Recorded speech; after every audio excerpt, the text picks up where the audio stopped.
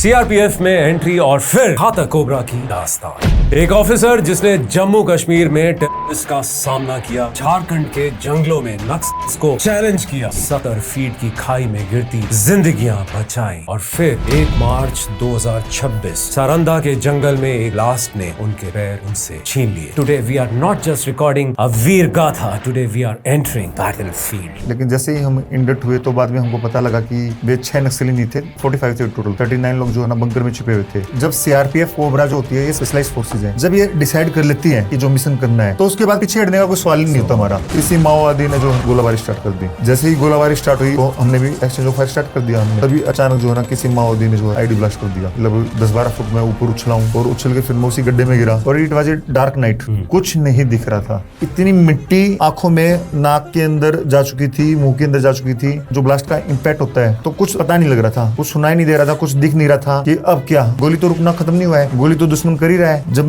मुंह से थोड़ा सा ना ऑक्सीजन अंदर गया, देन आई रियलाइज कि आई एम अलाइव। देन मैंने मूव करने की कोशिश की, अपना वेपन उठाने की कोशिश की, लेकिन मैं उठा नहीं पा रहा था क्योंकि मेरी बॉडी जो है ऐसा लग रहा था कि सारी हड्डियां टूट चुकी हैं। चेस्ट पे जो है ना बहुत सारे इंजरीज थी। ये फट के ना इस तरफ आ गया था हाथ का हिस्सा। उसके बाद मैंने पैर को टच करके देखा, राइट वाला पैर जो मेरे को मिल गया था। तो मैं अपना वेपन लेने के लिए जैसे ही मैंने अपना हाथ आगे बढ़ाया, लेफ्ट वाला पैर जो है नीचे टकराया। फिर मैंने लेफ्ट वाले पैर को टच करके देखा, दे आर नॉट मूविंग, नीचे का पैर नहीं है। कितने घातक होते हैं ये कोबरा। कि उनको आप कोई भी टास्क दोगे ना, वो तुरंत बता देंगे कि सर इस चीज को है ना ऐसे नहीं ऐसे करना है। ये मेरे जवान का स्टेटस है। जब हमारी फोर्सेज जो थी वो ना सीखा, जंगल के अंदर हमने रूल्स फॉलो करने स्टार्ट करे तो हमने आज नक्सल को खत्म कर दिया है। नक्सलवाद, आतंकवाद, उग्रवाद, ये देश को तोड़ने वाली चीजें हैं। ये देश किसी के बाप की पनौती तो है नहीं, ठीक है ना। ये देश भगत सिंह का देश है, महात्मा गांधी का देश है। इस देश को आजाद करने के लिए ना कितने हमारे स्वतंत्र सेनानियों ने कुर्बानियां दी हैं। कोई आदमी आके, कोई विचारधारा आके ये सोचे कि इस देश को तोड़ देंगे, उसको हम होने देंगे क्या। CRPF was the nodal agency जिसने हर स्टेट पुलिस से जो है ना कोऑर्डिनेशन करके जो है इस नक्सलवाद के ऊपर काबू पाया है। आपकी एक गलत गोली किसी मासूम की जान ले सकती है। आतंकवादियों ने वहां से मेरे ऊपर ताबड़तोड़ फायरिंग कर, एक आतंकवादी एक सिरे से फायर कर रहा है, दूसरे सिरे से दूसरे आतंकवादी फायर कर रहे हैं। और इतनी क्लोज गन फाइट जब होती है ना, गोलियों की ऐसे गड़ गड़ गड़ गड़ गड़ गड़ जो आपने आड़ ले रखी है वो सारी आड़ टूटने लग रही है। उसमें 1 करोड़ का जो इनामी निकला सैयद सोरेन, जिसने सीएम के बेटे और दामाद की हत्या कर रखी थी। उसका तो इतिहास 78 केस रजिस्टर थे। उसको आपने मारा। सोल्जर है मेरे अंदर जो कहीं ना कहीं दिमाग नहीं लगाता है। वो केवल यही देखता है कि जो देश है ये जमीन का टुकड़ा नहीं है। भगत सिंह ने कहा है देश बना है लोगों से। इस देश के लोग जब भी संकट में होंगे उनको बचाना ये हर यूनिफॉर्म बेल्ट पहनने वाले इंसान की, सोल्जर की जो ना पहली जिम्मेदारी है।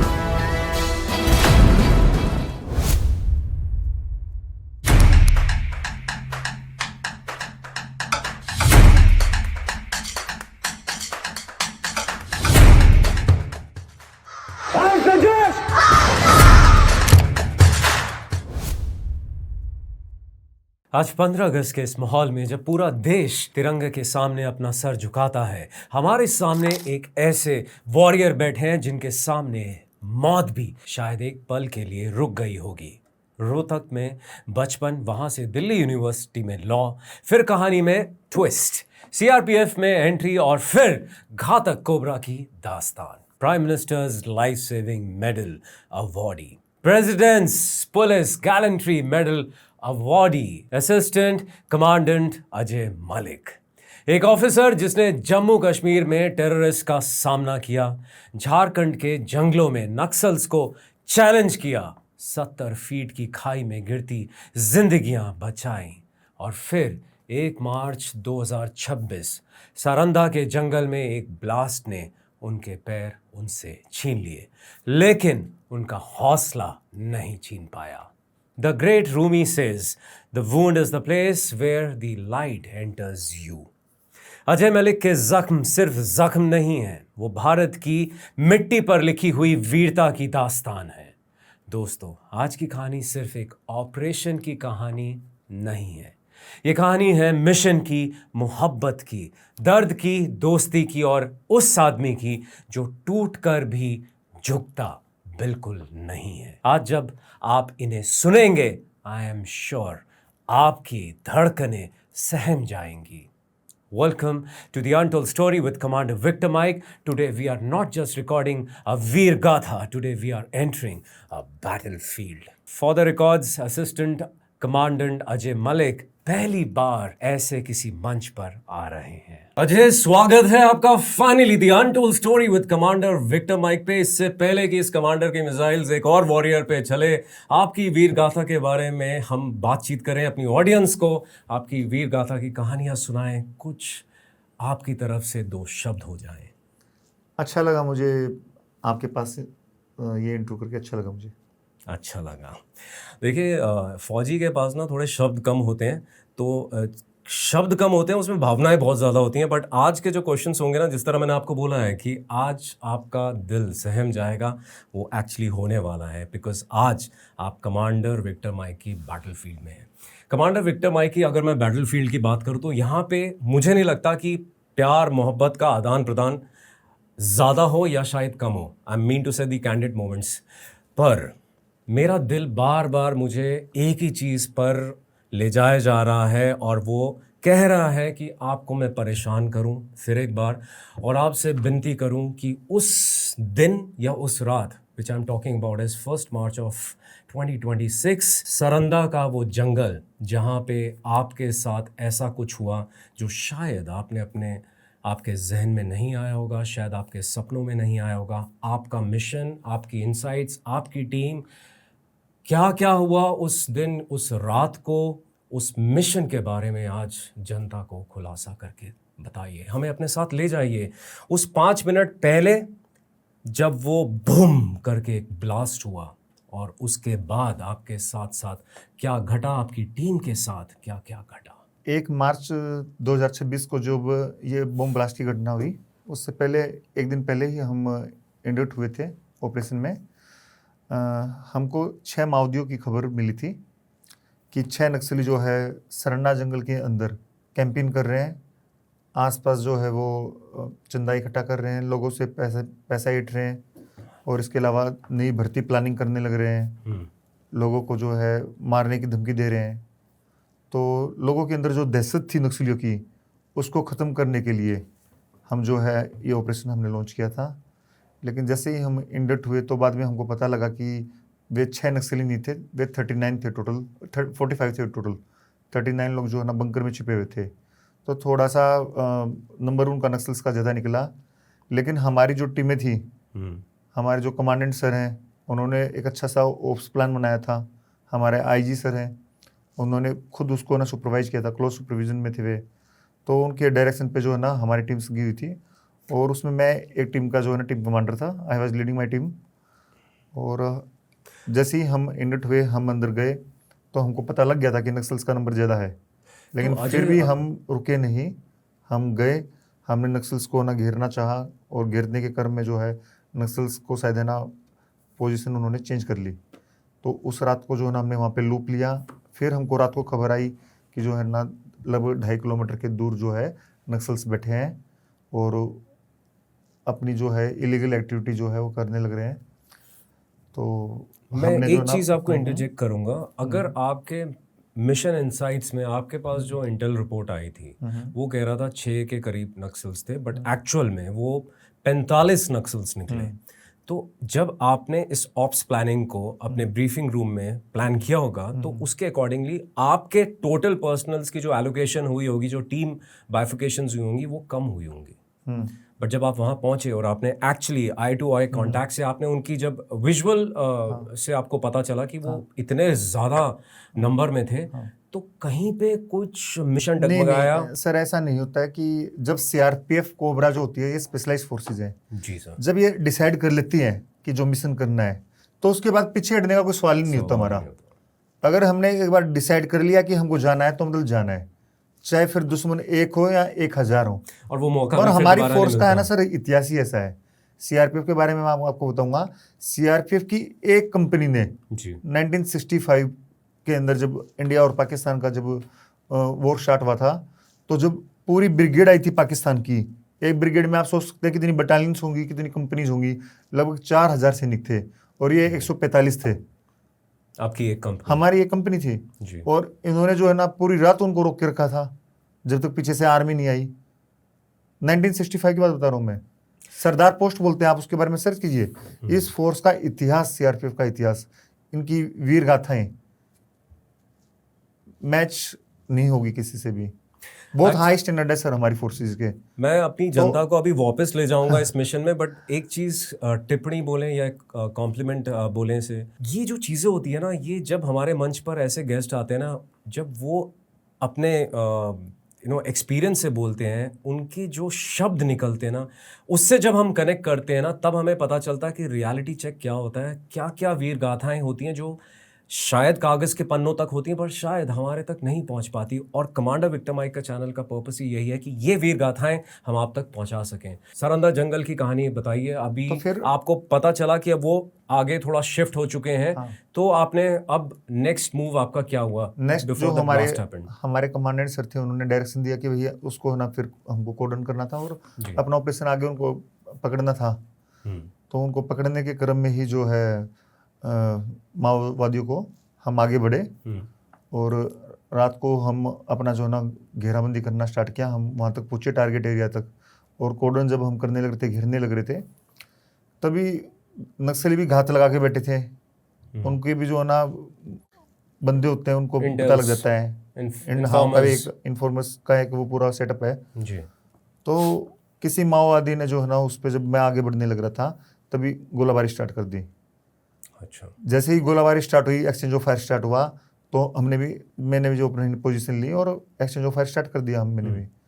तो उसी दौरान जब मैं अपनी टीम को लीड करता हुआ आगे बढ़ रहा था, तभी अचानक जो है ना किसी माओवादी ने जो है आईडी ब्लास्ट कर दिया। और आईडी ब्लास्ट करने के बाद फिर आपको रेस्ट पता है कि मैं लगभग 10-12 फुट में ऊपर उछला हूँ, और उछल के फिर मैं उसी गड्ढे में गिरा जो नीचे आईडी रखा था। उस पूरा एक पिट बन गया था बड़ा सा।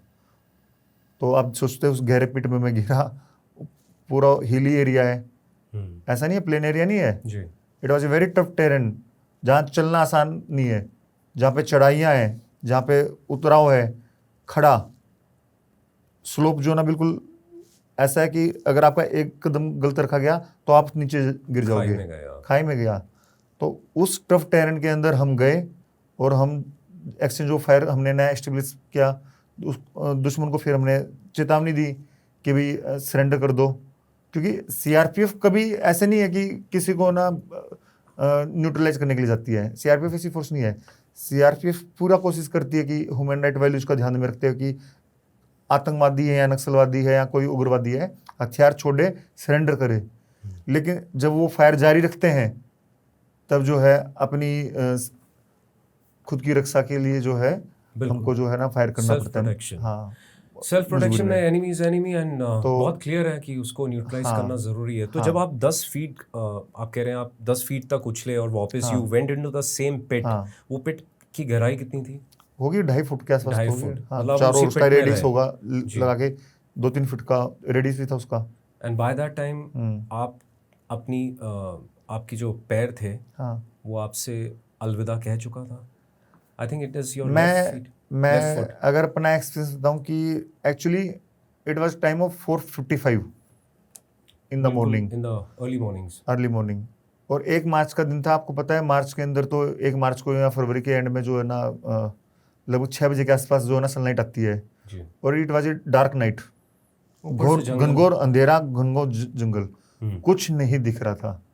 हम ऑपरेशन भी इतना टफ ऑपरेशन था, हम प्लान जो हमने किया था, और बहुत अच्छा ऑपरेशन था, और हम सक्सेसफुली जो है ना उनको कोडन कर चुके थे। तो उसी क्रम में जब वो एक्सचेंज ऑफ फायर स्टार्ट हुआ तो हम फिर भी रुके नहीं, हम आगे बढ़ते रहे। और जब मैं उस पिट में गिरा, आप जो कह रहे हैं, इतनी मिट्टी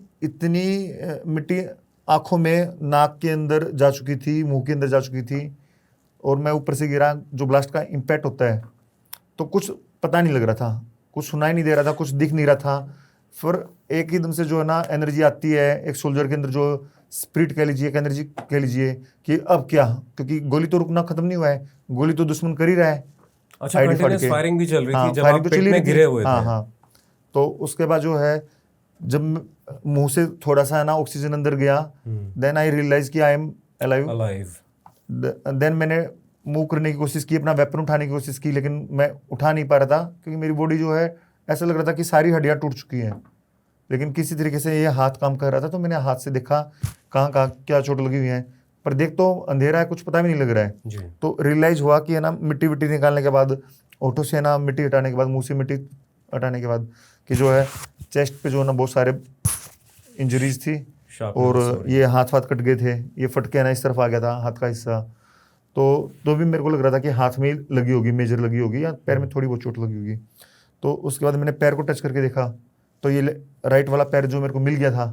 फिर मैंने लेफ्ट वाले पैर को टच करके देखा, तो ये भी मिल गया था। हालांकि इसमें सेंस नहीं थी, दे आर नॉट मूविंग, लेकिन फिर भी मैंने टच करके देखा तो मेरे को लगा कि है।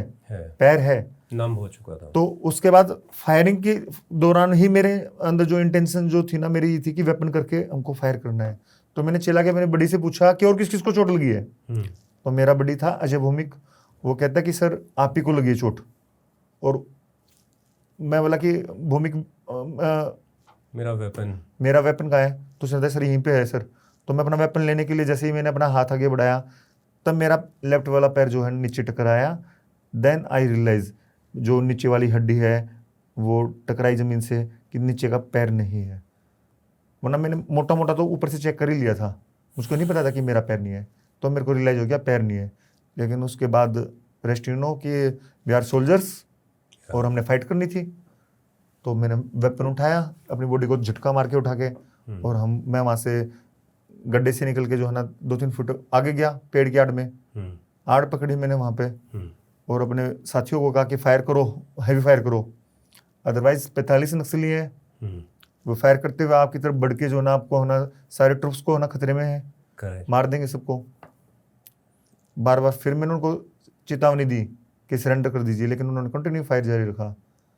तब मैंने अपनी टीम से जो है ना फायर करवाया वहाँ पे। तो ये ऑपरेशन 455 पे जो ब्लास्ट हुआ था, मतलब अप्रॉक्सीमेटली दैट टाइम, तो ये उसके बाद कितना लंबा और खिंचा? ऑपरेशन तो एक दिन पहले मैंने बताया कि एक दिन पहले स्टार्ट हो गया था। तो एक्सचेंज ऑफ फायर जो था उस दिन भी कंटिन्यूस चला पूरा दिन।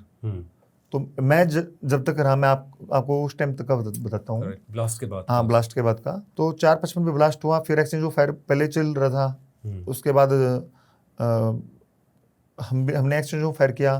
मीनवाइल जो है ना मेरे फर्स्ट एडर्स थे, वो आए अंधेरे में ही मेरे पास। उन लड़कों की हिम्मत देखिए आप जी, कि अंधेरे में कुछ नहीं दिख रहा है, पता है कि हर कदम पे जो है मौत बिछी हुई है, आईडी है, बारूद है, एक पैर गलत रखा गया समझ लीजिए जो है आप यू आर फिनिश्ड। हाँ, लेकिन एक एक कदम रखते हुए हिम्मत वाले जो मेरे कमांडोज थे, मेरे साथी थे, वो मेरे पास आए, उन्होंने फर्स्ट एड भी किया फायरिंग के दौरान। तो सोच लीजिए आप कोबरा कमांडोज क्या है, क्या हमारा जज्बा है ना।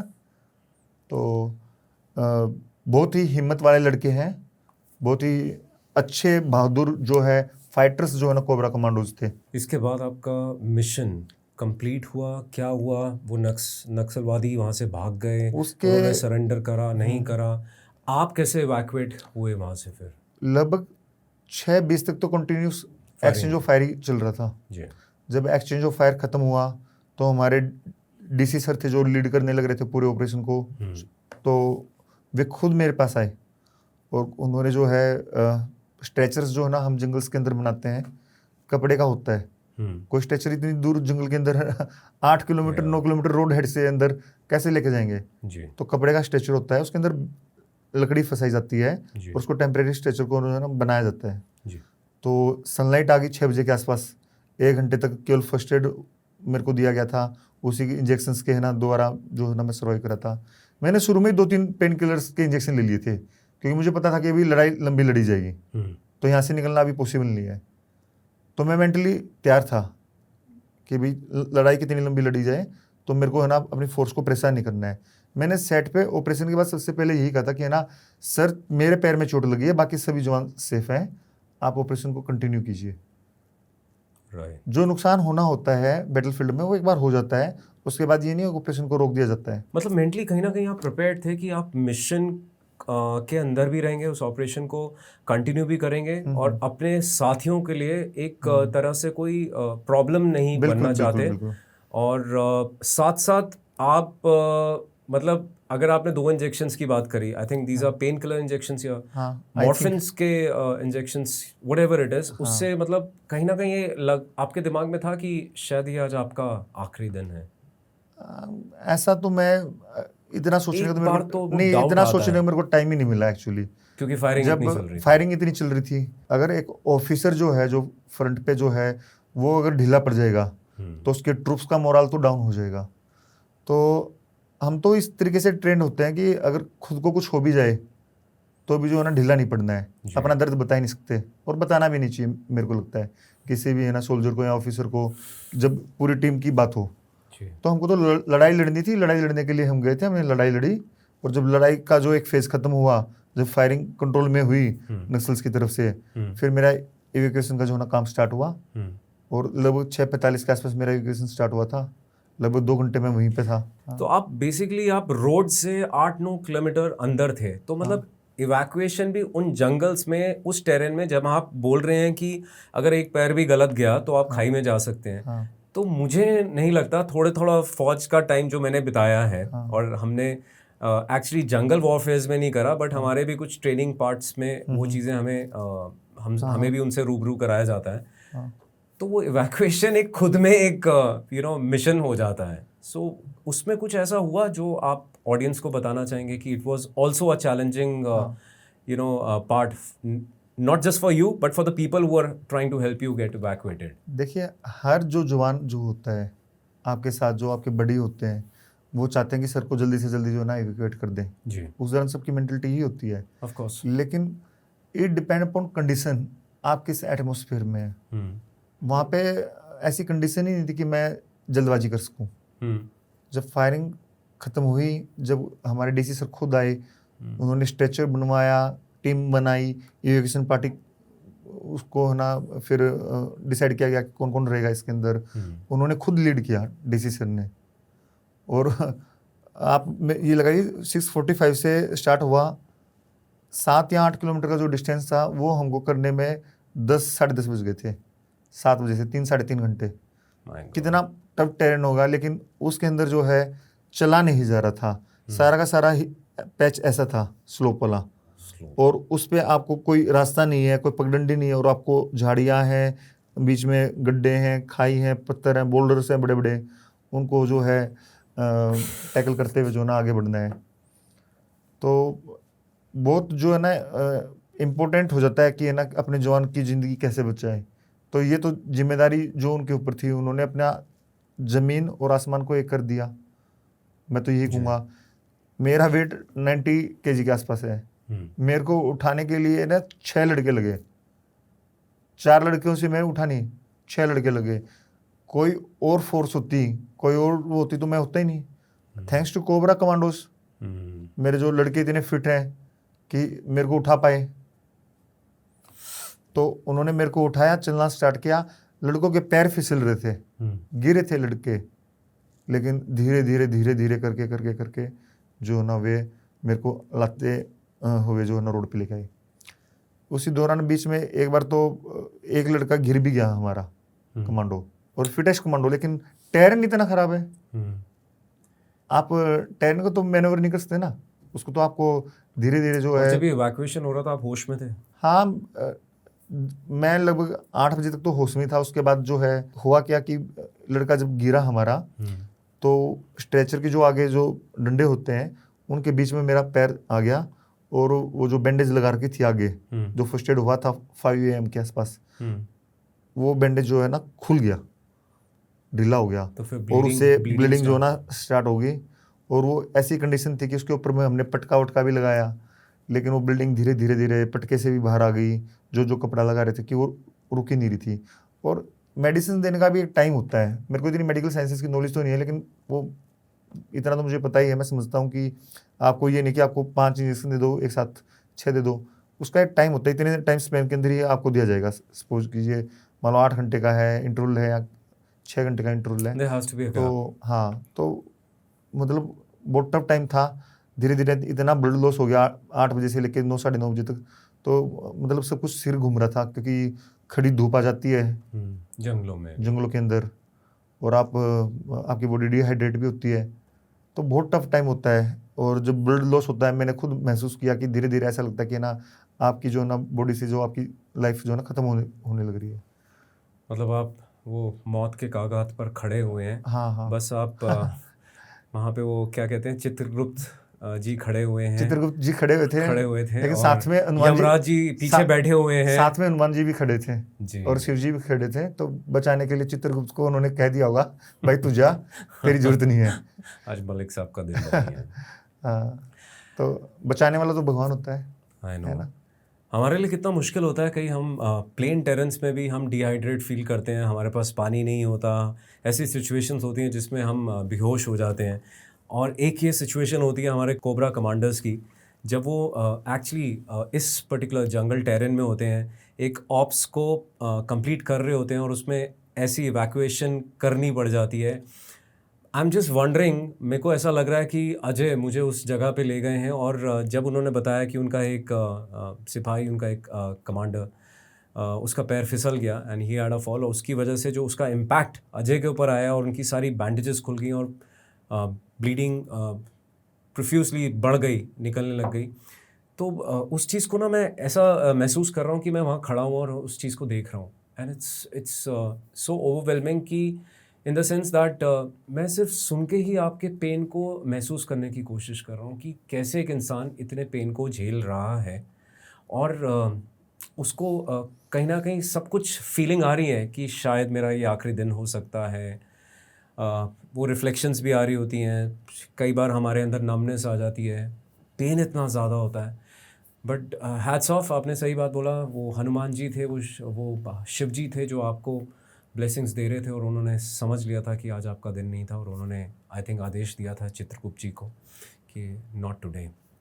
अजय, आज आपको लोग एज अ एक गैलेंट्री अवार्ड ही के नाम से जानते हैं, कोबरा कमांडर के नाम से जानते हैं और शायद अब तो एक बहुत बड़े वॉरियर के नाम से जानते हैं। बट अगर अजय मलिक को अपने आप को खुद, अपनी जनता को, अपनी ऑडियंस को इंट्रोड्यूस करना है तो अजय मलिक कौन है? अजय मलिक केवल अजय ही है। अजय। देखिए, जब आदमी पैदा होता है, मेरा मानना है, जी। तो वो खाली हाथ बिना कपड़ों के आता है, नंगा आता है, मतलब बेसिकली, ठीक है ना। उसकी कोई पहचान नहीं होती। पहचान देता है उसको समाज, सोसाइटी, माँ बाप ने मेरा नाम अजय रखा, मलिक मेरा टाइटल जुड़ गया उनकी माँ बाप के साथ, है ना। और गैलेंट्री अवार्ड जो आप बता रहे हैं, या जो भी नाम देते हैं, गांव में कोई कहता है बब्बर शेर, ठीक है ना। ये जितने भी प्यार से जो कुछ भी कह ले, तो ये सारी चीज़ें बाद में आती हैं, रैंक वगैरह, नाम जो हम अर्न करते हैं। तो हम जब पैदा हुए जब तो नहीं थी, तो मेरे को केवल अच्छा लगता है कोई मुझे केवल अजय ही बोले तो ही मुझे अच्छा लगता है। जो कभी पराजय ना हो और उसके कर्म हमेशा उसको डिफाइन करते रहें। अजय, आप रोहतक में थे, फिर वहाँ से आपने छलांग मारी डीयू में। हाँ, लॉ, और लॉ से आपने प्लान करा अब आप सीआरपीएफ ज्वाइन करें। आपने कभी लॉ को भी प्रैक्टिस किया था या डायरेक्टली लॉ ख़त्म करते हुए सीआरपीएफ का फॉर्म भरा और भर्ती हो गई? नहीं, मैं एक्चुअली सर, जब मैंने लॉ में एडमिशन लिया था, हाँ, then I was preparing for UPSC civil services exam. Okay. तो वहाँ पे हम दे रहे थे, कंटिन्यूस दे रहे थे, मेन सेंस लिख रहे थे। जी। तो साथ में असिस्टेंट कमांडेंट का निकला था पेपर, वो भी हमने दिया था, तो यहाँ पे सिलेक्शन हो गया और रखा था। तो आई वाज लकी कि मेरी लॉ कंप्लीट हो पाई, क्योंकि उसी दौरान ज्वाइनिंग हुई और उसी ईयर में जो है कंप्लीट हुई थी मेरी लॉ। अच्छा। तो ठीक है, कोइंसिडेंटली जो ना मेरी होगी लॉ, वरना होती नहीं। तो मतलब वो टाइम नहीं मिला आपको प्रैक्टिस करने का, बट नहीं, मैंने लॉयर आप बन गए बिल्कुल। इंटर्न की थी मैंने, सुप्रीम कोर्ट में की थी। अच्छा, इंटर्नशिप का वक्त मिला था। हाँ, इंटर्नशिप का। तो मतलब अगर कल को कभी सीआरपीएफ से आप रिटायर होते हैं तो आप उसके बाद पीआईएल्स के लिए हम देखेंगे कि अजय का एक और नया रुख निकलेगा। शायद हमारी जनता का आप वैसे कोई उस भाव से आप सेवा करना कंटिन्यू करें। सर, मतलब फ्यूचर के बारे में तो इस बारे में मैं कुछ नहीं कह सकता। मुझे मतलब जिस इंसान ने यमराज के द्वार पे दस्तक दी हो, उसके ज़ुबान से जब ये सुनने को मिल रहा है कि फ्यूचर का ना पता हो, तो बिल्कुल बात लाजमी है। हाँ, फ्यूचर के, हाँ, मैं ये इसलिए कहना चाह रहा हूँ सर कि लाइफ आपको कहाँ पे ले जाएगी आपको खुद ही पता होता है। जी। हाँ, जो भी होगा अच्छा होगा, मेरे को यही लगता है। अच्छा, लाइफ आपको कहीं भी ले जाएगी। मुझे ये बताइए, जब सीआरपीएफ में आपको लाइफ ले जा चुकी थी, हाँ। तो ये कोबरा कमांडेंट, मतलब ये जो कोबरा कमांडर आप बनने की आपका सपना था, या वही लाइफ का एक टर्न था, ट्विस्ट था, जो आपको लगा कि now this is the game play that you want to play in your life? ये कैसे हुआ? सर देखिए, कमांडो जो होता है ना, ये तो हम बचपन में देखते थे कि कमांडो जो होते हैं, कमांडो इतना फिट होता है, कमांडो ही होता है। सच्ची बताऊं तो जब मैंने कमांडो की ट्रेनिंग में मेरा नंबर आया था, हाँ। तो मैं नर्वस था कि है ना, अभी 32-33 साल की आसपास उम्र हो गई है, कैसे कमांडो ट्रेनिंग में कर पाऊंगा। अच्छा। देन मेरी ट्रेनिंग हुई बेलगांव कोबरा स्कूल में। हमारा कोबरा स्कूल है बेलगांव में, कर्नाटका के अंदर। जी। तो हम गए वहाँ पे मेरे बैचमेट्स थे। तो मेरे को एक इतने अच्छा ग्रुप मिला वहाँ पे बैचमेट्स का। अब मेरी ट्रेनिंग के दौरान जो है ना, चोट लगी थी मुझको। अच्छा। ऐसे ही कोई हम मंकी रोप करे थे, उससे मेरा जो है ना गिला था, तो हाथ फिसल गया था और कमर मेरी थोड़ी सी टेढ़ी हो गई थी। तो मैं खुद हंसा था कि मैं कैसा कमांडो बनूंगा टेढ़ी कमर के साथ जो है ना। हाँ। तो मैं आज भी वो दिन याद करता हूँ। लेकिन thanks to my old batchmates की उनके जो है ना साथ ने, एक एक का नाम ले लूँगा तो मुश्किल हो जाएगा। तो उन्हीं के साथ की वजह से जो है ना मेरी ट्रेनिंग कंप्लीट हो पाई। और धीरे धीरे लास्ट में जो है ना इम्पॉसिबल जो टास्क थे, इम्पॉसिबल जो है ना एक्सरसाइजेस थी, वो भी मैं है ना बिल्कुल टाइम के अंदर जो है ना, अच्छे टाइम के अंदर जो है ना मैंने कंप्लीट की। अब ये जो ट्रेनिंग की बात हो रही है, बेलगाम की बात हो रही है, और ये बेलगाम का ना रिश्ता मेरे इस मन से हमेशा जुड़ जाता है। कभी आर्मी के साथ जुड़ता है, आज सीआरपीएफ के साथ जुड़ रहा है। और सीआरपीएफ का भी ये पहला रिश्ता नहीं है, चीता का रिश्ता इस मंच के साथ जुड़ा, और वो पहला रिश्ता था जिससे मेरा ये मंच की शुरुआत हुई थी। बट फिर भी मेरी ऑडियंस में ऐसे कई लोग होंगे जो जानना चाहेंगे कि कोबरा कमांडो की ट्रेनिंग के बीच में क्या चलता है, कैसी ट्रेनिंग होती है, किस किस टाइप का, कोई हेल वीक होता है। तो अगर मेरी कमांडर विक्टर माइक की भाषा में पूछा जाए, कितने घातक होते हैं ये कोबरा? देख, कोबरा तो नाम से ही घातक है। कोबरा यानी सांपों का राजा, या सांपों सबसे का। खतरनाक सांप आप जी। कह सकते हैं। तो हम तो अजगर वजगर हो गए अब तो कोबरा में रह के। जी। लेकिन बहुत टफ ट्रेनिंग होती है। कुछ। एक वीक जो ना हेल वीक होता है, उसको बोलते हैं हेल वीक। जी। और उसके अंदर आपको कुछ खाने पीने को नहीं देते हैं। आपने जो स्टार्टिंग में लोड कर लिया।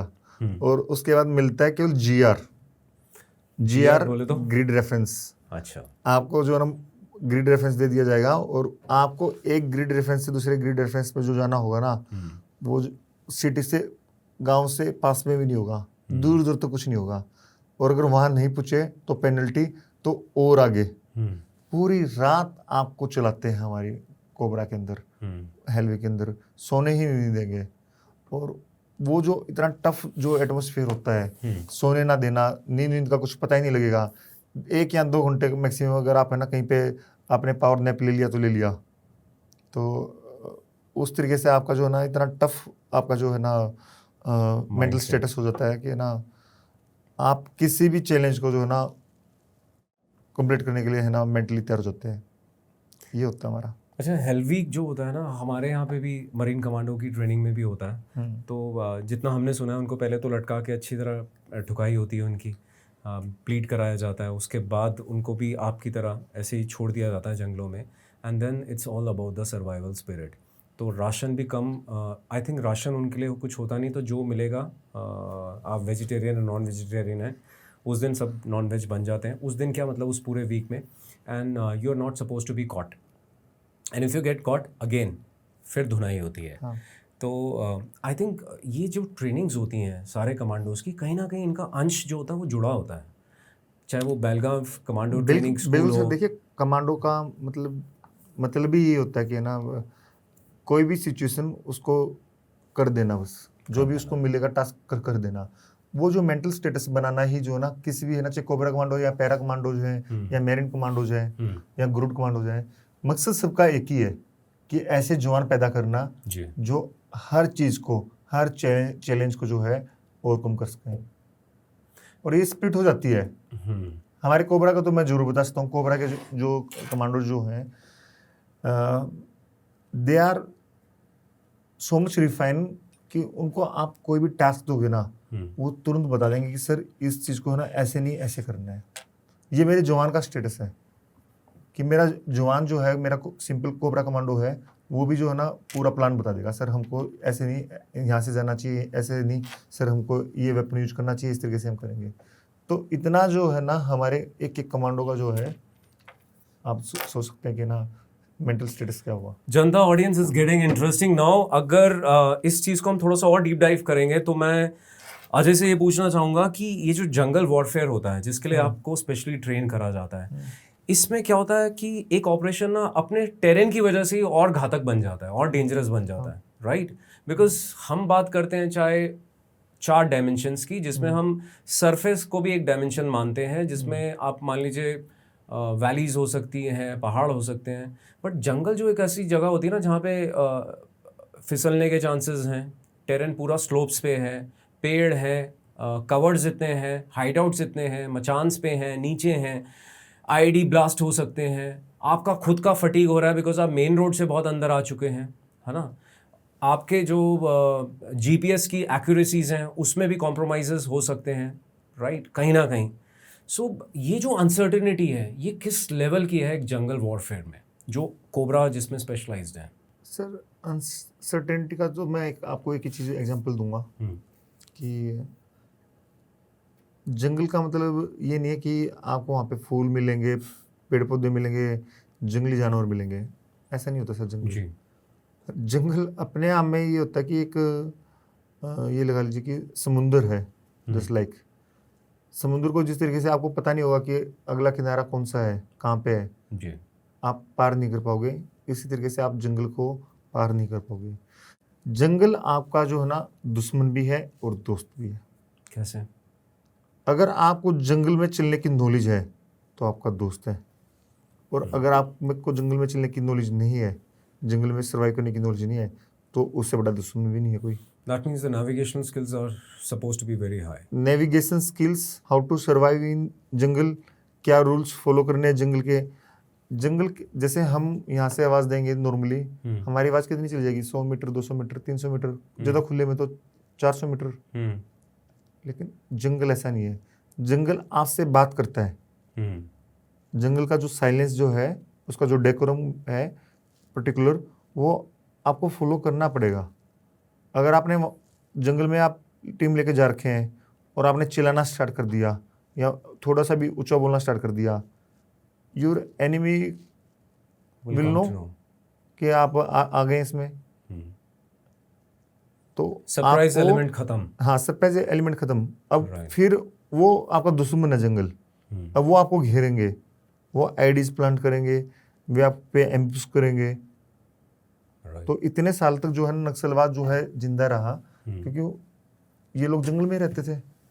जब हमारी फोर्सेस जो थी, हमने जो है ना इसको ना सीखा, जंगल के अंदर हमने रूल्स फॉलो करने स्टार्ट करे, तो हमने आज नक्सलवाद को ख़त्म कर दिया है ना। आपने बहुत बढ़िया चीज़ अभी बोली। हाँ। और ये एकदम हाँ कमांडर विक्टर माइक के दिमाग में आया, ये जो नक्सलवाद है इसका एक्चुअली रेलेवेंस क्या है? काफ़ी हमारी ऑडियंस ऐसी है जिनको इसके बारे में कुछ नहीं पता, चाहे वो कुकीज़, मेतीज़, नक्सलवादीज़, इनका कहाँ से इनकी शुरुआत कहाँ से हुई, और आपने जिस तरह से आपने बताया इनका अंत हो गया, क्या वो अंत है या अभी भी कुछ कहीं ना कुछ हमें सुनने में न्यूज़ आती रहती है?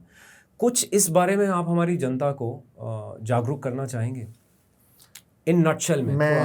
मैं बताना चाहूँगा कि देखिए, ये हर भारतीय का कर्तव्य है जी कि देश के अंदर जो जो समस्याएं हैं, आतंकवाद, नक्सलवाद, उग्रवाद, उनके बारे में हर भारतीय को पता होना चाहिए जी।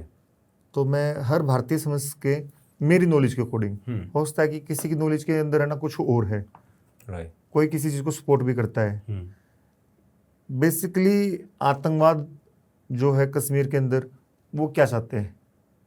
अपना अलग स्टेट, अलग उनका वो हो, गवर्नेंस हो। नक्सलवाद क्या चाहते हैं? सेम यही चाहते हैं। एक टाइम पे भारत के 25 से लेकर 30% हिस्से में जो है ना नक्सलवाद फैल गया था 2010 में, जब पीक पे था नक्सलिज्म जी। 1975 के आसपास स्टार्ट हुआ था, पीक पूछ गया था 2010 में। और आपके लगभग 14 स्टेट्स जो ना, हिंदुस्तान में 28 स्टेट्स हैं, तो 14 स्टेट्स आपके जो ना नस्ल प्रभावित थे। तो आप सोचिए क्या मतलब स्थिति होगी देश की। लेकिन उसको ओवरकम करते हुए आज हम जो ना नक्सल फ्री हो गए हैं।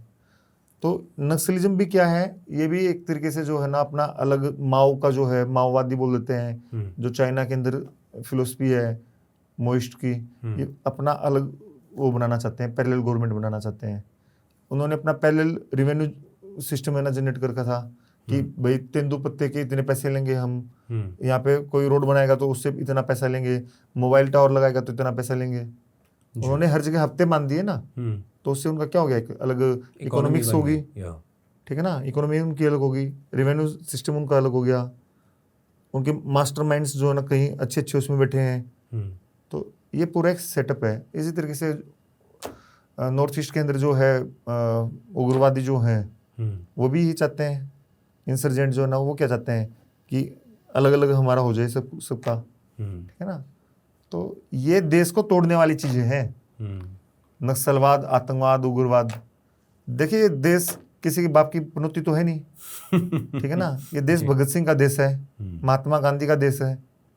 इस देश को आज़ाद करने के लिए ना कितने हमारे स्वतंत्र सेनानियों ने कुर्बानियां दी हैं।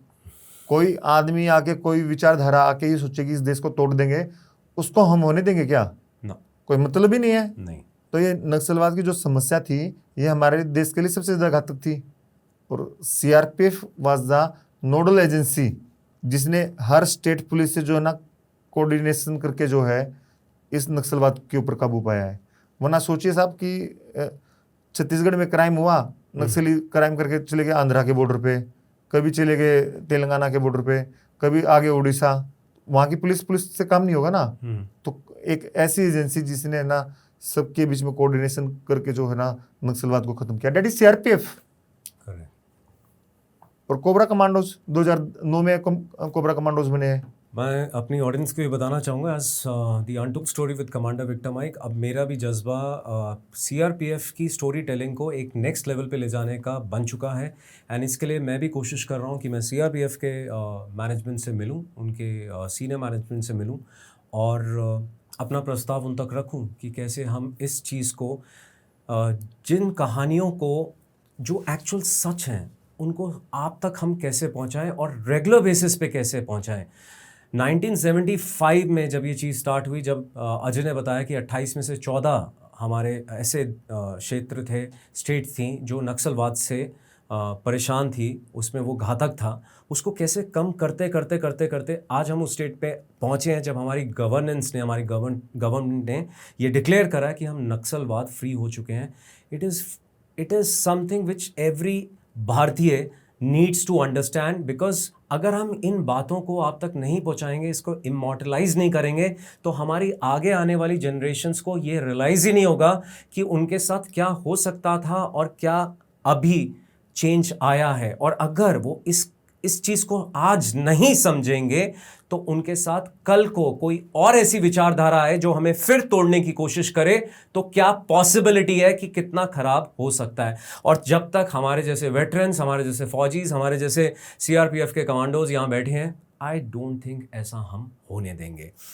मुझे ऐसा लगता है अजय जी कि हर एक मिशन ना डिफरेंट होता है, तो उसकी जो एक सादगी होती है ना, जब एक कोई भी कमांडर जो होता है अपनी टीम को लीड कर रहा होता है, तो वो हर एक मिशन को अलग नज़रिए से देखता है। आपने कितनी सादगी से बताया था कि मेरा आज एक भी कमांडो होता है, वो समझा सकता है सर यहाँ पे ये वेपन्स यूज़ होगा, यहाँ पे हमें ऐसे प्लानिंग करनी है। उस ब्रीफिंग रूम में क्या चल रहा होता है before any mission? Briefing room में सर सबसे पहले चाय समोसे को छोड़कर नहीं सर, हमारे यहाँ पे ब्रीफिंग रूम में चाय समोसा यूज ही नहीं करते हैं। Very nice. We are very professional, specially Cobra के अंदर। तो सर अगर आपको कोई मिशन मिला है जी, अगर मिशन मिल जाता है ना, तो चाय समोसा पानी वानी ये हम सब भूल जाते हैं। हमारा तो बस एक ही चीज़ चलती है कि साहब जब तक हम अपने दुश्मन को, टारगेट को न्यूट्रलाइज नहीं करेंगे, तब तक जो है ना हम चैन हमको नहीं पड़ेगा, चैन की नींद नहीं आएगी। हाँ, और when I am using the word neutralising, it doesn't mean कि ना वी विल न्यूट्रलाइज नक्सल या टेररिस्ट जी। हम तो हमेशा ये कोशिश करते हैं कि है ना ये अपराधी जो है ना हथियार छोड़े, मेन स्ट्रीम में आए। राइट। हमारा काम जो है ना, हमारे देश के जो ये भटके हुए युवा, चाहे वो हथियार उठा के आतंकवादी बन जाता है या नक्सलवादी बन जाता है, उग्रवादी बनता है, इनको हमारा काम जो है ना मेन स्ट्रीम से जोड़ना है। लेकिन फिर भी वो अगर किसी सिविलियन को मारेगा या फिर किसी जो है ना फोर्स के मेंबर को मारेगा, देश का दुश्मन है। और वो जो है ना फिर देखिए ठीक बात नहीं है जी। तो मैं तो सभी आतंकवादियों से या फिर नक्सलवादियों को भी यही कहता हूँ कि भाई अपना हथियार छोड़ो, मेन स्ट्रीम में आओ। जी। ठीक है, सरकार इतनी अच्छी सुविधाएं दे रही है हमारी, तो आप उनका अवेल कीजिए ना उनको। आप मुझे एक बात बताएंगे कि आज तक, ये थोड़ा सा मैं एक अलग पहलू से पूछ रहा हूँ, कि जब हम ऑपरेशंस की बात होते हैं तो हमारा भी एक एड्रेनलिन रश होता है। हम लोग, हमारे मिशंस अलग होते थे नेवी में, आपके मिशंस अलग हैं, और आपके मिशंस ना कहीं मुझे बहुत ज़्यादा अट्रैक्ट करते हैं एक मैग्नेट की तरह। आपने आज तक कितने ऐसे ऑपरेशंस या मिशंस को लीड करा है? अगर मैं उस चीज़ को पूछ सकूं, किल काउंट जिसे हम न्यूट्रलाइजेशन वाली बात कहते हैं, शायद इसको मैं ग्लोरीफाई नहीं करना चाहूँगा, बट फिर भी ऐसा कुछ आपने किल काउंट को रजिस्टर करा हो या आपके डोजियर में कहीं रखा गया हो? आप जब किसी थ्रेट का एनालिसिस करते हैं उसको कैसे गेज करते हैं? एक प्लान ए होता है, फिर उसके बाद फिर एक कंटिजेंसी प्लान्स बनते हैं। वो जो चीज़ होती है ना, वो बहुत ज़रूरी होती है किसी भी एक फोर्स को इंश्योर करने के लिए कि जो कमांडर लीड कर रहा है टीम को, वो अपनी टीम का भी को भी बचा के उसको भी साथ लेके चल रहा है, तो उसके पास वो भी रिस्पॉन्सिबिलिटी होती है। सो ये जो पहलू होते हैं ना, कि बैकअप क्या है, आपके दिमाग में क्या चल रहा है, इसके बारे में थोड़ा सा हमारे ऑडियंस को बताइए, starting from your number of operations, kill counts and other things. ऐसा कोई मैंने कोई लंबी चौड़ी वो नहीं है कि मैंने कोई डायरी मेंटेन कर रखी होगी कि है ना कितने किल काउंट्स हो गए, और मैं उस बारे में जाना भी नहीं चाहता। I understand. लेकिन मैं आपको इतना इंश्योर करना चाहता हूँ, जहाँ मैं पोस्टेड रहा हूँ वहाँ पे अगर कभी भी मुठभेड़ हुई है तो सबसे आगे है ना जाना हमारा काम है, सीआरपीएफ का काम है, और मैं सीआरपीएफ में ऑफिसर हूँ, मैंने अपनी टीम्स को लीड किया है। मैं आपको इतना ही कहना चाहूँगा। और बहुत सारी मुठभेड़ हुई हैं, कई रजिस्टर हो जाती हैं, कई नहीं हो पाती हैं, तो ये अलग अलग चीज़ें, ये पहलू अलग अलग है। रही बात दूसरी आपकी कंटीजेंसी की, प्लान ए प्लान बी, कोई भी कमांडर जो होता है, कोई भी ऑफिसर जब एक ऑपरेशन को प्लान करता है वो बहुत सूझबूझ के साथ प्लान करता है। उसमें जो हमारे सीनियर ऑफिसर्स हैं, आईजी जो हमारे होते हैं, डीआईजी जो होते हैं, कमांडेंट्स हमारे होते हैं, तो वो इतना अच्छा प्लान बना के देते हैं, उसको हमको केवल ग्राउंड पे जाके एग्जीक्यूट करना होता है। और बहुत बार तो हमारे सीनियर ऑफिसर साथ में चलते हैं। मैं तो खुद देखा हमारे सीओ सर को ना हमारे साथ में चलते हुए, डीआईजी सर को, आईजी सर को। तो वो डिसाइड करते हैं कि ना भाई ये चीज़ होगी, तो ना गाइड करते हैं कि ना ये चीज़ होगी तो इसका अल्टरनेटिव ये करना है, फलाना करना है। मान लो मेरे को चोट लगी तो कहाँ पे हेलीकॉप्टर आएगा, कहाँ पे रेस्क्यू का क्या पॉइंट बनेगा, ये चीज़ें जो है ना डिसाइड की जाती हैं प्रॉपर। राइट। सो ये this is a part of a briefing in your plan. या not only plan A plan B, plan C D E तक होते हैं।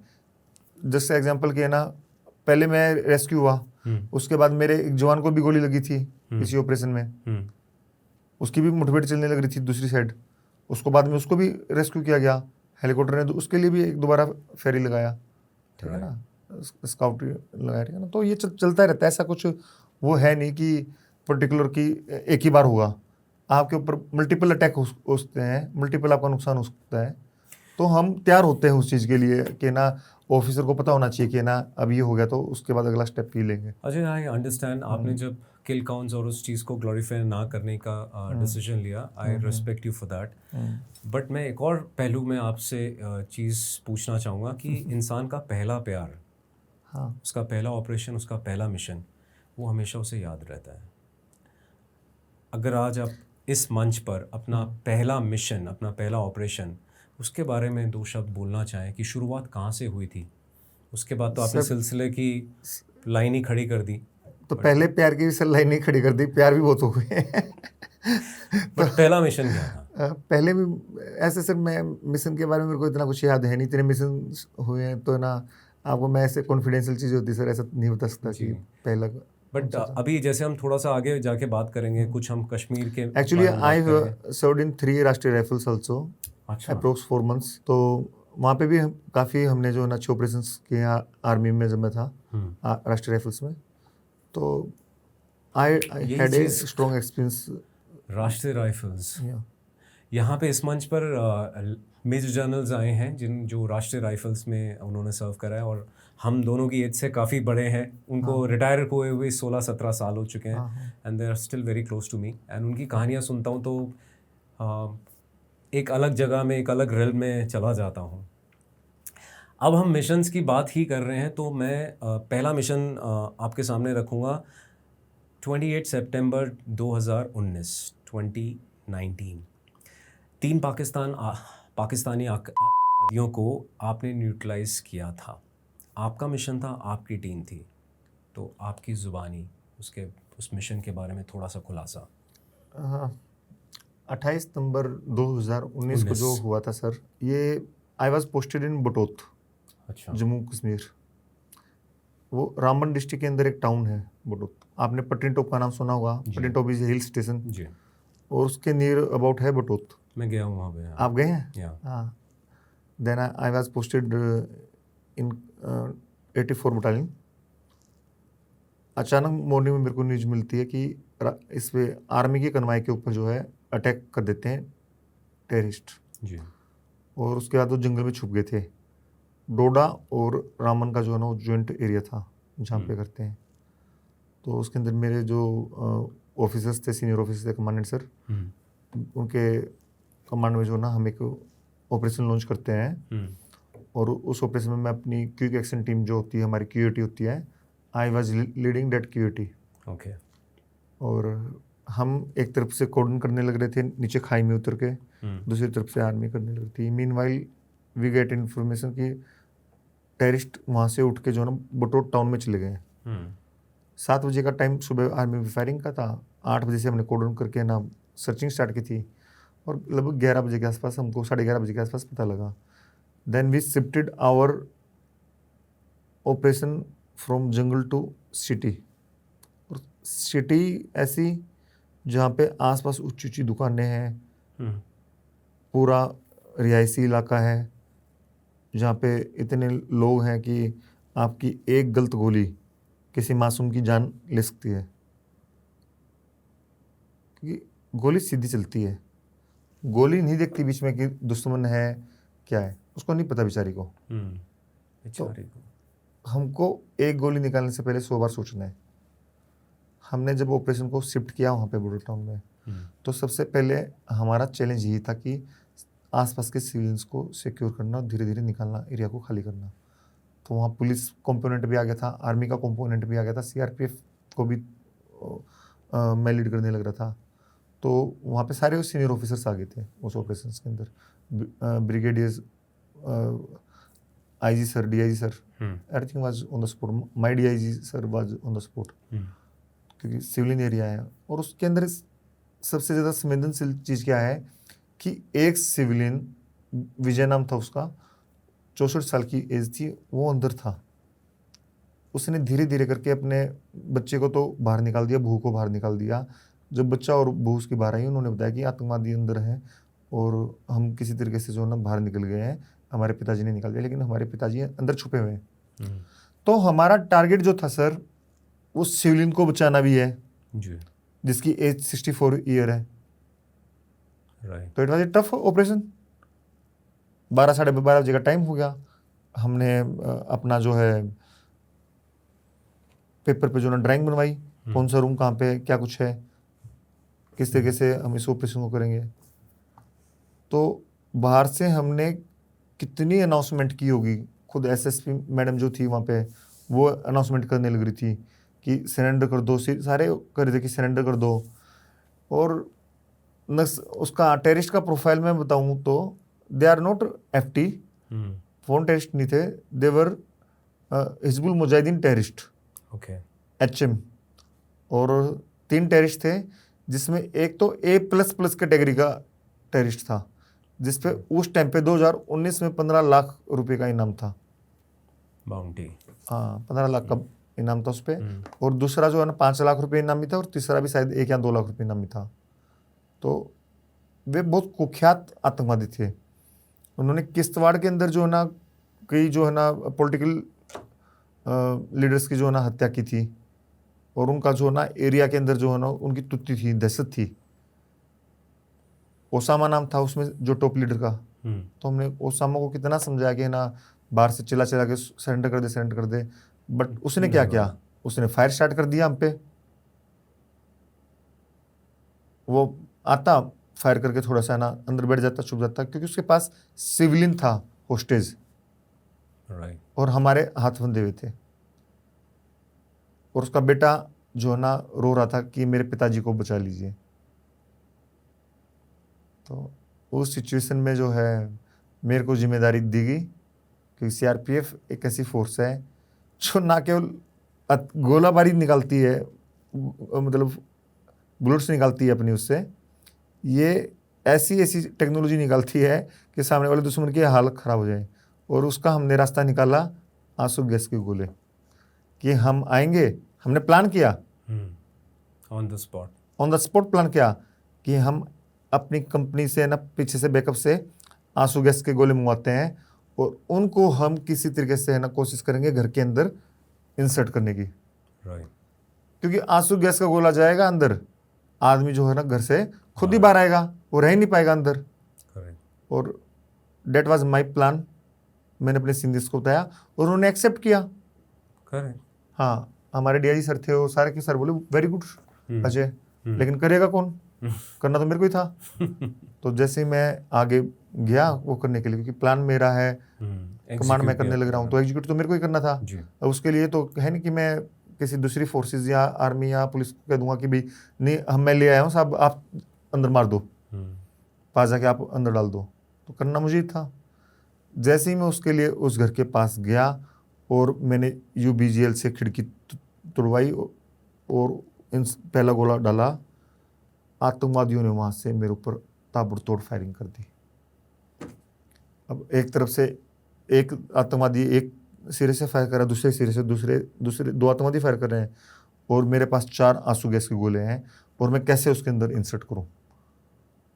अब मैं वहाँ से इतना मैंने फायर किया कि वो चारों गैस के 4-5 जो आंसू गैस के गोले जो थे और मिर्च के वाले जो ना बम थे, एक आधा तो बाहर हमने खाया, अंदर नहीं जा पाया, और 4-5 हमने कर दिए क्लोज, उसमें बिल्कुल क्लोज कॉम्बैट में, ठीक है ना।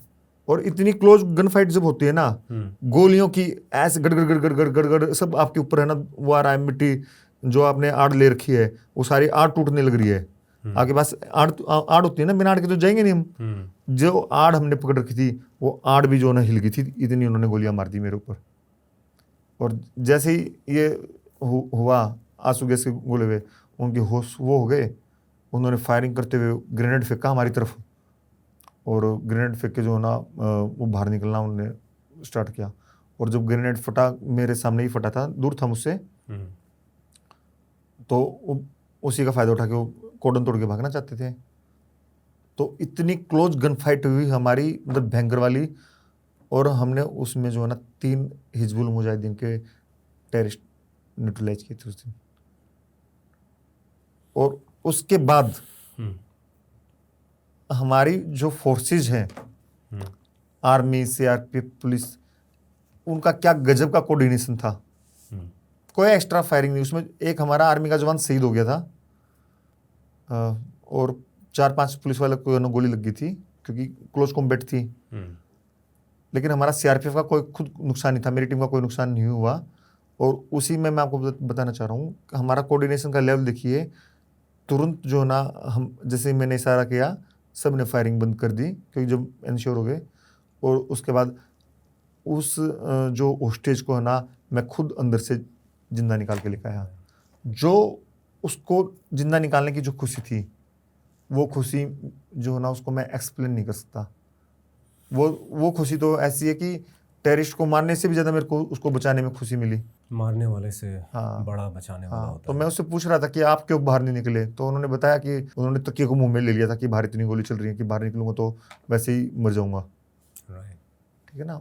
उनका भी करेज देखिए, सिविलियन का भी। तो ऐसा नहीं कि सिविलियंस के अंदर करेज नहीं होता। वो बेचारा डरा नहीं, उसके गन पॉइंट पे है ना, वो बैठा रहा। वो तो कभी भी मार सकते थे ना उसको। तो उसका मैंने पूछा ना उससे, तो उसने बताया, काफ़ी अच्छा बताया उसने कि ना, कि मैंने ऐसे ऐसे जो है ना अपना वो किया। और उसको जब मैं अंदर से लेके आया उठा के अपने कंधों पे, वो खुशी अलग ही थी। उसके लिए प्रेसिडेंट के द्वारा मेरे को पुलिस गैलेंट्री मेडल मिला मुझे। वेरी नाइस यार, it's an honour once again, you know. बीच बीच में मुझे भी एक वो रियलाइजेशन होता है कि मेरे इस मंच पर आज कौन बैठा हुआ है। 14 जून 2024 5 नक्सलवादियों का मिशन था, उनको न्यूट्रलाइज किया गया था। मैं आपको अब ले जा रहा हूँ झारखंड में। यहाँ पे आप फिर वापस आ गए जंगल्स में। क्या प्रेशर था, क्या मिशन था, उसको थोड़ा सा आप अपने शब्दों में, अपनी ज़ुबानी अगर हमारी ऑडियंस को बता सकें। देखिए, जब मेरी कोबरा की प्री इंडक्शन ट्रेनिंग कंप्लीट की थी मैंने, उसके बाद जैसे ही मैंने कोबरा ज्वाइन की 2023 में मई या जून का महीना था, मेरा पहला ऑपरेशन था। उसी में मेरा एनकाउंटर हो गया था नक्सल्स के साथ। जुलाई का महीना था। अच्छा। हाँ, जुलाई का महीना था, 11 या 12 जुलाई की बात थी। एनकाउंटर हो गया था। और उस एनकाउंटर के दौरान ऐसे नहीं हुआ सिंपली, नक्सल्स ने आईडीज लगा रखी थी। हमारे जो लड़के जो बीडीडी वाले चलते हैं, बम डिस्पोजल जो स्क्वाड होता है ना हमारा, बीडीडी बोलते हैं उसको, वो जो हमारे लड़के चलते हैं, हमारा K9 चलता है, उन्होंने डिटेक्ट कर लिया था। हमने आईडीज को ना डिमोलिश किया पहले। उस धमाके से जो है ना नक्सल्स को पता लग गया कि फोर्स आसपास आ गई है, और ठीक सामने एक पहाड़ी पे थे। उन्होंने जो है ना इस दौरान दूसरी आईडी को डिमोलिश करने के दौरान एक अपना जो है ना एम्बुश लेआउट कर दिया। हमको पता नहीं था कि आगे नक्सल्स है। We are on just patrolling, area domination. और जैसे ही उसको करने के बाद हम अपने आगे टारगेट की तरफ बढ़े तो उन्होंने फायर स्टार्ट कर दिया। इनिशियली हमको लगा कि एक ही तरफ से फायर हो रहा है। हम दूसरी तरफ गए तो दूसरी तरफ से भी फायर स्टार्ट हो गया। पूरा स्प्रेड हमारे था। डीसी सर को खुद गोली लग गई थी। जो हमारे एक डिप्टी कमांडेंट थे सर, दीपक तिवारी सर, उनको गोली लग गई थी हाथ में। और उनको गोली लगने के बावजूद उन्होंने इतनी अच्छी फाइट लड़ी और लड़वाई, उसमें हमने एक नक्सली को जो ना मार दिया। जैसे ही नक्सली उनका मरा, वो चिल्लाने लग गए और उनमें भगदड़ मच गई। लेकिन वो हाइट पे थे तो डेड बॉडी को अपने साथ ले गए थे। तो खुद मेरी आंखों के सामने जो है ना ये सारा मैंने देखा था कि जैसे हमने फायर किया, उनका नक्सली गिरा है, वो पेड़ के उस पे अटक गया है, उसको उठा के वो हाइट पे है तो है डोमिनेटिंग हाइट पे है। लेकिन जिस तरफ से हम और आगे बढ़ते वहाँ से ही फायर स्टार्ट किया। जब वो चिल्लाए तो वो पूरा एम्बुश बनाते हैं नक्सल्स। उनका पूरा इरादा होता है कि सिक्योरिटी फोर्सेस जो है उनको मार देना है, एम्बुश करके मारना है। तो वो तैयार होते हैं, उसी चीज़ को रिहर्सल करते हैं बार बार। तो उसके बाद ये अगले साल फिर ये इंसिडेंट हो गया जिसमें हमने 5 जो है नक्सल्स न्यूट्रलाइज हुए थे। उसमें भी जो है ना हमारे कमांडेंट सर जो है ना खुद इसको ऑपरेशन को लीड कर रहे थे। आप कौन सा 15 सितंबर 2025 की बात कर रहे हैं या नहीं, ये नहीं, नहीं, अलग नहीं, है ये? अच्छा, इसकी अलग है। 2024 वाले इंसिडेंट को बता रहा हूँ मैं, अच्छा जिसके लिए मेरे को गैलेंट्री मेडल मिला है अभी। जी। हाँ, इसमें हमारे सीओ सर जो है ना खुद ऑपरेशन को लीड कर रहे थे। उन्हीं का प्लान था, उन्हीं का इंटेलिजेंस था। मैं तो मेरा कोई फेलो ऑफिसर था, जूनियर ऑफिसर था, वो बीमार हो गया था। जब मेरे को पता लगा वो बीमार हो गया तो मैंने ऐसे ही पूछा कि ना भाई कैसे करोगे बीमार हो। तो मेरे से तो मैं उसकी टीम को लीड कर रहा था, वो मेरी टीम नहीं थी पर्टिकुलर। तो मुझको ना ये भी नहीं पता था क्या इंटेलिजेंस है। मतलब वो भी कोबरा के कमांडर, कोबरा में वो था ऑफिसर, वो असिस्टेंट कमांडेंट था। तो उसको थोड़ा सा बीमार हुआ वो, तो उसकी जगह उसकी टीम को मैं लीड करने के लिए गया था। फिर मैंने सीओ सर ने मेरे को पूरा प्लान समझाया, हर चीज़ ब्रीफ की, कैसे कट ऑफ लगाने क्या कुछ है। और जब हमने देखा कि नक्सली आए, हमारे सामने नक्सली फायर करते हुए आने लग गए। हमने कितना कहा कि ना सरेंडर कर दो, नहीं फायर कर रहे कंटिन्यू। तो हमने भी मुंह तोड़ जवाब दिया। बाद में सर्च किया तो 5 नक्सली मिले। तो हमारे तो ऑफिसर्स सारे खुद ही लीड करते हैं। उसमें मेरा बैचमेट भी था, एक जूनियर ऑफिसर और था, सीओ सर थे। पूरा ऑपरेशन जो ना उनकी प्लानिंग के हिसाब से जो सीओ सर ने सोचा था बिल्कुल वैसे ही हमने जो ना एग्जीक्यूट किया। अगर मैं मेरे अभी ज़ुबान से निकला था 15 सितंबर 2025, पिछले साल की बात है। हाँ। यहाँ पे कोई टॉप नक्सल कमांडर था जिसके ऊपर 1 करोड़ की बाउंटी भी थी। एक हाई वैल्यू ऑपरेशन था, काफ़ी इंटेंस रहा होगा। उस ऑपरेशन के बारे में, उसमें भी आप शामिल थे? हाँ 15 सितंबर को जो कहाँ पे एनकाउंटर हुआ हुआ था था ये? सर, हजारीबाग में हुआ था। हजारीबाग।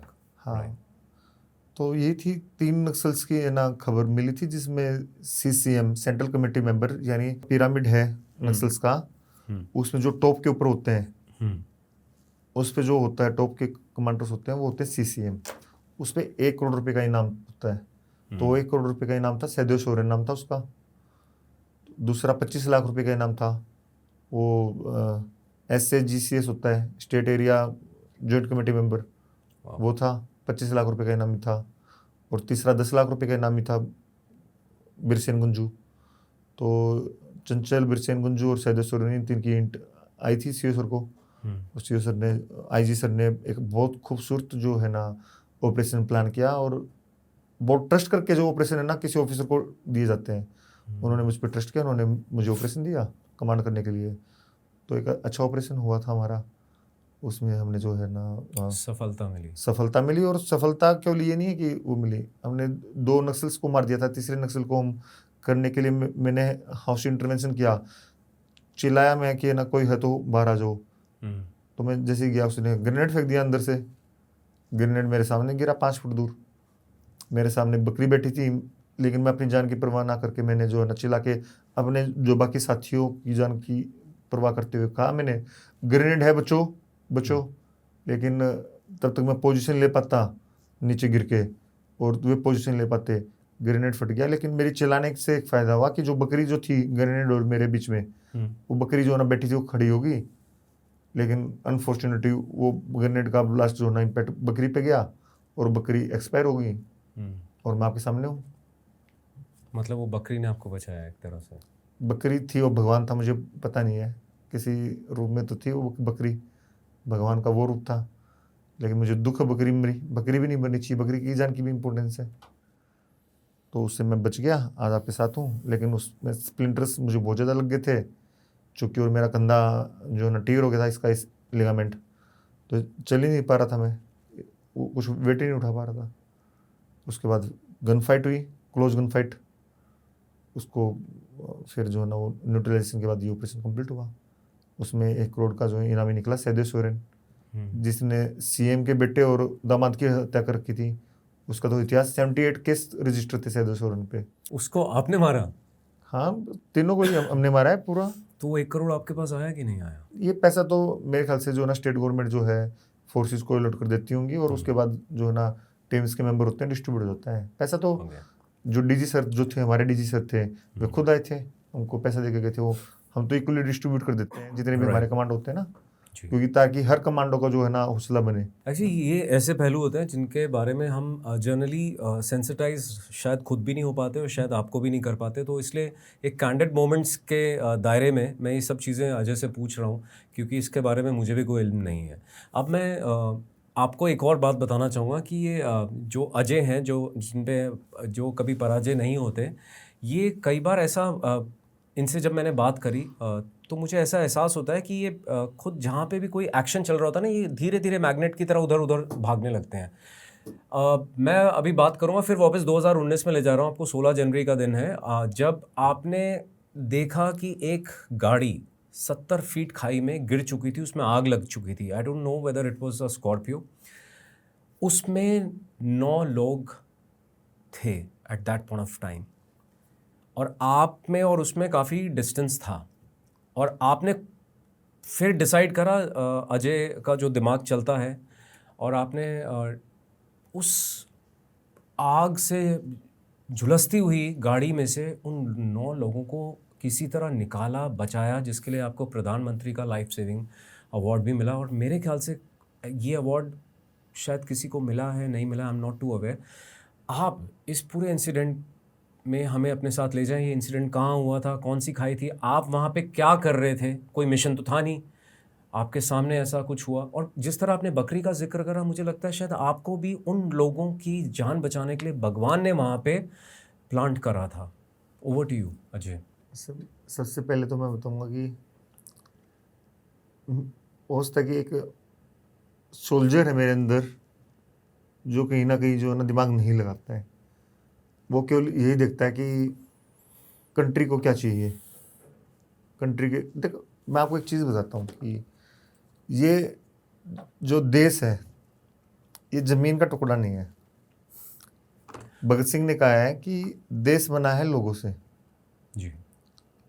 और इस देश के लोग जब भी संकट में होंगे उनको बचाना ये हर यूनिफॉर्म बेल्ट पहनने वाले इंसान की, सोल्जर की जो ना पहली जिम्मेदारी है। करेक्ट। उस दिन मैं वापस पूजा का एवार था, वो बेसिकली रोड ओपनिंग पार्टी लगती थी, और मैं अपने एवार से जो है ना ब्रेकफास्ट करने के लिए आया था जी।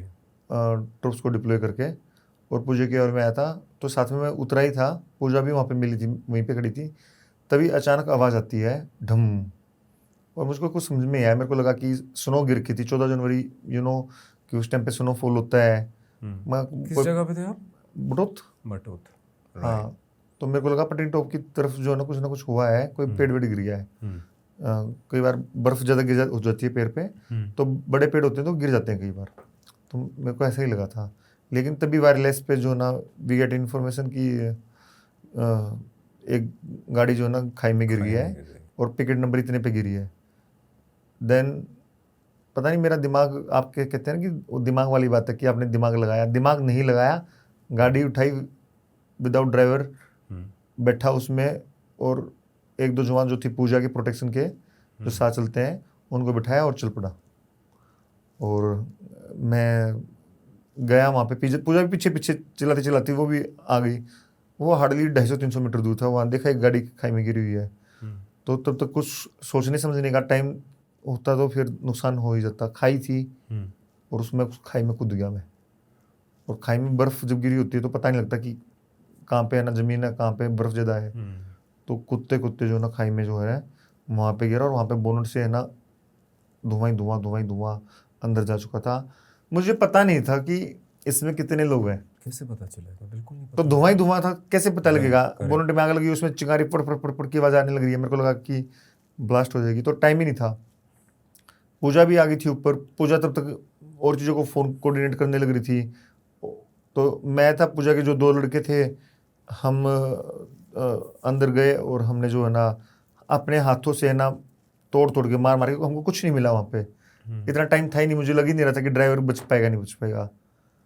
तो मेरा काम, बस जो मेरा इरादा था कि ये था कि ड्राइवर थोड़ा सा बच जाए, कि जल ना जाए, क्योंकि धुआं अंदर है, कि दम घुटने से ना मर जाए। धुएं से तो आदमी है ना ज़्यादातर मरते हैं, दम घुटने से मरते हैं। तो मेरा था, मैंने दरवाजे गाड़ी पलटी हुई है, करसोर की है बुरी तरीके से, कुछ खुल ही नहीं रहा है, कोई दरवाजा सब पलटी हुई गाड़ी है। तो कैसे निकले, तो कुछ समझ में नहीं आया। तो मैंने आगे वाला जो है ना विंड स्क्रीन को जो है ना आगे से तोड़ने का जो है ना डिसीजन लिया, और अपने हाथों से तोड़ने लगा मैं। और जैसे मैंने उसको मुक्के मारे, तो वो कांच है ना, आज तक मेरे को लगता कि ना इसी हाथ में यहीं पे जो ना दस्तक दे गया था, ठीक है ना। वो कांच घुस गया हाथ में, लेकिन एनी हाउ वो जो ना आगे से हमने तोड़ दिया। और तोड़ने के बाद वी वर सरप्राइज्ड कि वो पूरी, जब गैस का अचानक उसको जगह मिली, वो पूरी बाहर निकली, तो उसके अंदर 9 जिंदगियाँ थी, जिसमें 5 एडल्ट और 4 बच्चे थे। धीरे धीरे एक एक करके जो उनको निकाला, बाहर निकाला। पूजा रोप्स की मदद से जो उनको ऊपर ले गए, और ऊपर जाके जो है पूजा ने उनको फर्स्ट एड किया था। तो डेट वाज ऑपरेशन। और उसके लिए जो है ना मेरे को prime minister life saving medal जो है वो मिला है। ये मेडल अब बंद हो गया है, मैं आपकी जानकारी के लिए बताता हूँ। उसको मर्ज कर दिया गया है, शायद जीवन रक्षा पदक की जो सीरीज़ है उसमें मर्ज कर दिया गया है। ओके। हाँ, उसी में मर्ज कर दिया गया है। तो बहुत ही कम लोगों को मिलता है ये मेडल, मैंने जितना पता किया था। तो मुझको लग नहीं रहा था कि मिलेगा कुछ ऐसा प्रपोजल है। 9 जिंदगियां 114 सीआरपीएफ को मिले हैं, 114 सीआरपीएफ को, ओनली 114 टिल 1939 टू 23 में बंद हुआ ये डिस्कंटिन्यू। 1939 हाँ टू 2023। हाँ, 114 पीपल गोट। अब मेरा इग्नोरेंस आप देखिए कि मुझे नहीं पता ये 1939 से ये सिलसिला चल रहा है सीआरपीएफ का। यस, हमारी फोर्स बहुत पुरानी है। हमारी फोर्स का क्या नाम ही, आपको इसके बारे में इल्म था कि सीआरपीएफ 1939 में उसका इंसेप्शन हुआ था, कमीशन हुआ था? कमेंट्स में ज़रूर बताइएगा। क्राउन रिप्रेजेंटेटिव पुलिस नाम था इसका पहले, क्राउन रिप्रेजेंटेटिव पुलिस। पुलिस। फिर हमारे जब देश आज़ाद हुआ तो हमारे जो ऑनरेबल होम मिनिस्टर थे सरदार वल्लभ भाई पटेल, उन्होंने इसका नाम चेंज करके जो है सेंट्रल रिजर्व पुलिस फोर्स किया था 1949 में। Very nice. मैं अपनी जनता को बताना चाहूँगा, जो अजय मलिक साहब बार बार पूजा का रेफरेंस दे रहे हैं, वो उनकी बेटर हाफ हैं, उनकी मोहतरमा हैं, और वो भी सीआरपीएफ की पार्ट हैं।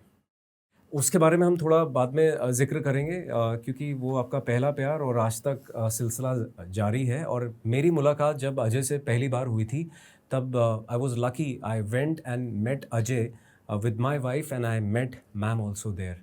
और उनका जज्बा तो सराखों पर वो अलग ही लेवल है जो अजय मलिक के साथ खड़ी हुई हैं इन अ राइट वे। अजय, आपने 2022 में सीआरपीएफ के कंटिजेंट को भी कमांड किया है कर्तव्य पाथ पर।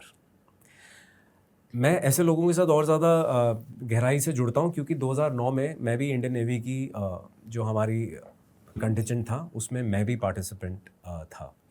तो एक जगह पे ये मतलब ये जो कॉन्ट्रास्ट होता है ना, कि एक जंगल वॉरफेयर में अपनी टीम्स को लीड करना और वहाँ से कर्तव्य पाथ में अपने पूरे सीआरपीएफ की फोर्स को रिप्रेजेंट करना, लीड करना, वो क्या जज्बा आपको महसूस होता है?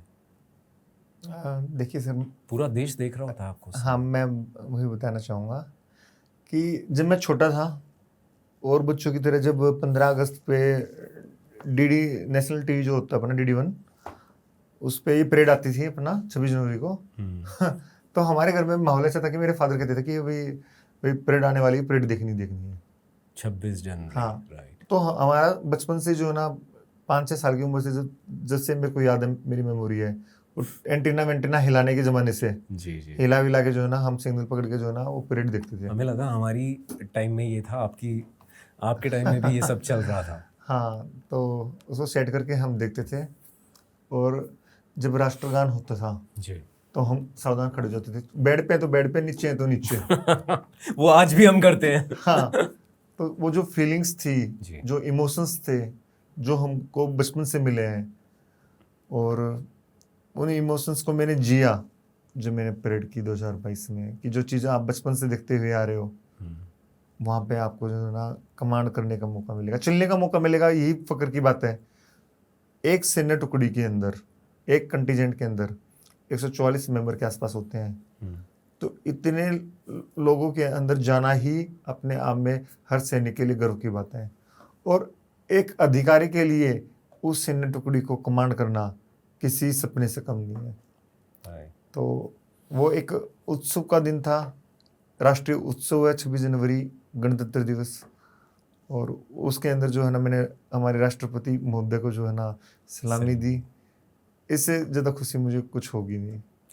मुझे लगता है ये ज़िंदगी ना सिर्फ शब्दों का ही एक खेल है, और जिस सुंदरता से अजय मलिक ने अपने इमोशंस को दर्शाया, हम तक पहुंचाया, I am feeling very grateful sitting in this podcast. या अगर मैं अजय की जर्नी को इसमें इंक्लूड करके कहूँ कि कहीं ना कहीं आप भी मुझे वहाँ ले गए। और उसके बाद मैंने 2009 के बाद, शायद मुझे साल याद नहीं आ रहा, विजय दिवस पर भी मैंने हमारे प्रधानमंत्री, हमारे तीनों फोर्सेस के जो चीफ्स हैं, उनको भी हमने सैल्यूट करा था अपने इंडिया गेट पर।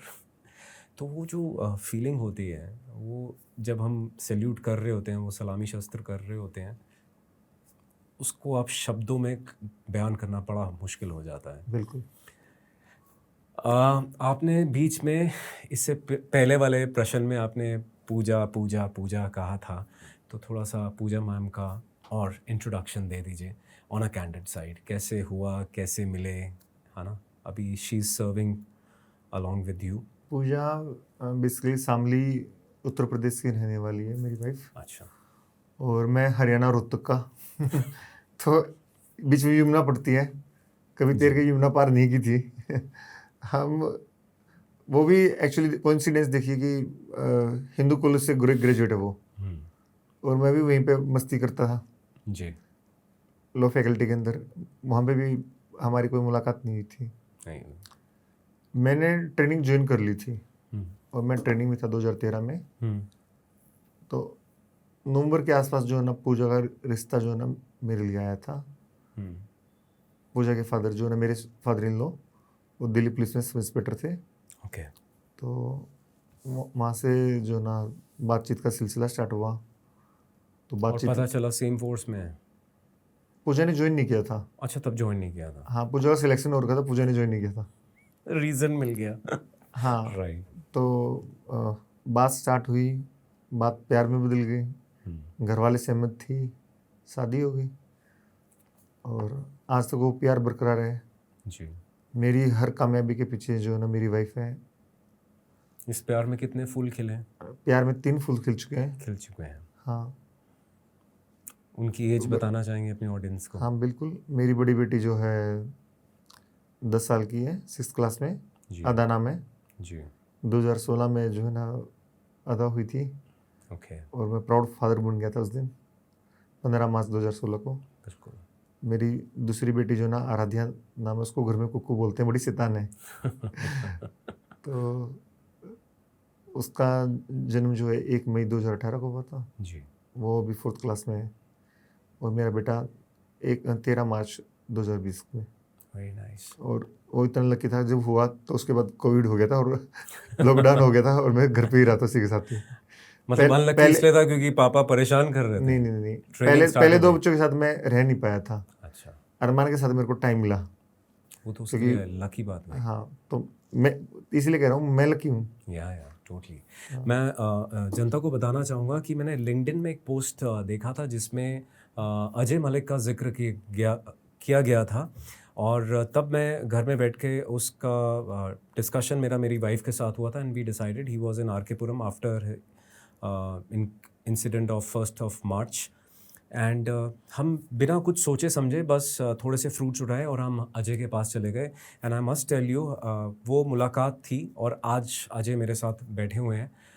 उस दिन हम सोच के गए थे कि हम 10-15 मिनट अजय को आशीर्वाद देंगे या उनसे थोड़े से प्यार मोहब्बत की बातें करेंगे। 3 घंटे तक अजय की बातें मैंने सुनी, मेरी वाइफ ने सुनी एंड पूजा मैम भी वहीं पे थी हमारे साथ।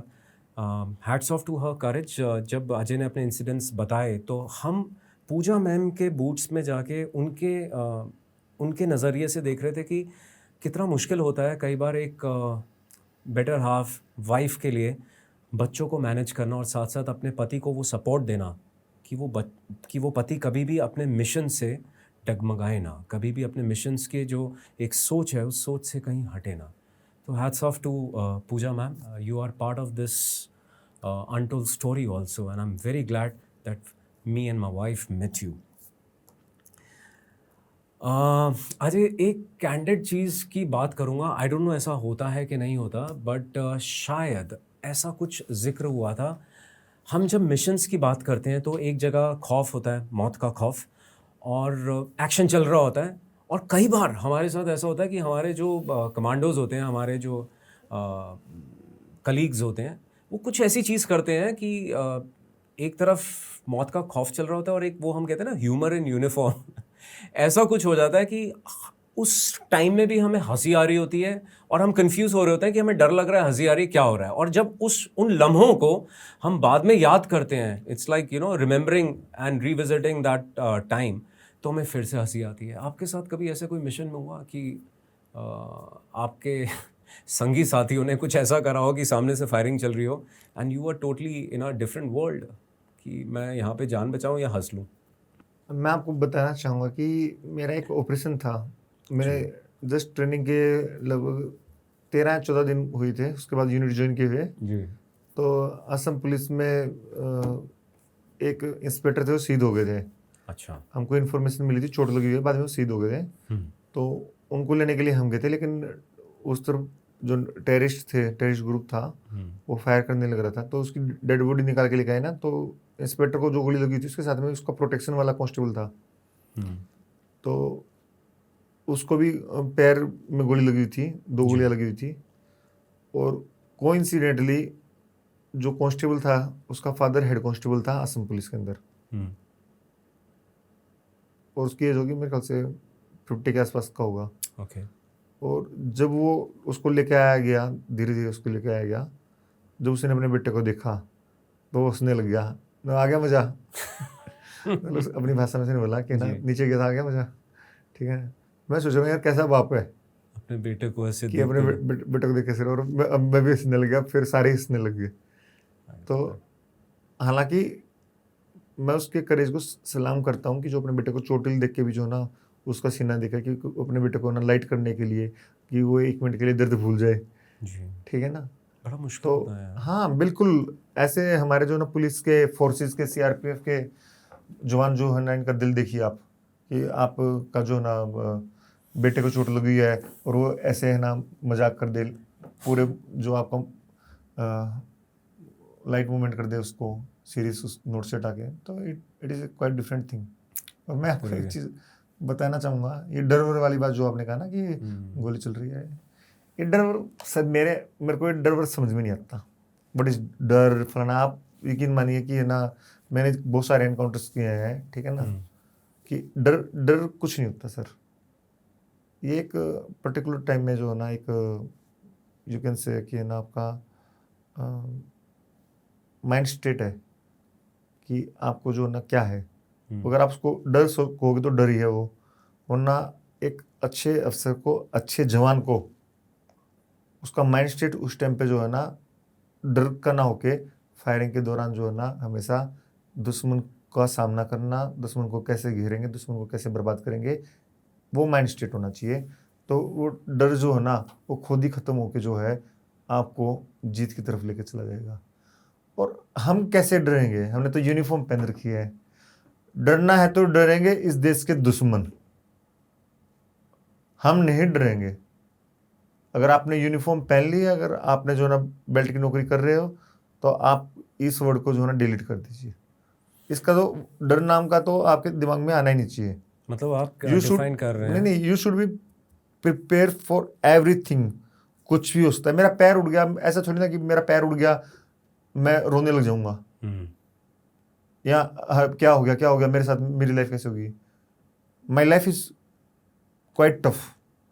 जब सुबह उठता हूँ तब से ही मेरे को महसूस होता है कि ना ये तो आर्टिफिशियल लेग है जो पहन रखी है, यहाँ से कितनी दूर चला जाऊंगा बिना आर्टिफिशियल लेग के। एक ही पैर पे तो जिंदगी बितानी है ना, आपको फ्रेश होने जाना है, वॉशरूम में जाना है, या हर बार आर्टिफिशियल लेग पहन के जाऊंगा, ऐसा पॉसिबल नहीं है।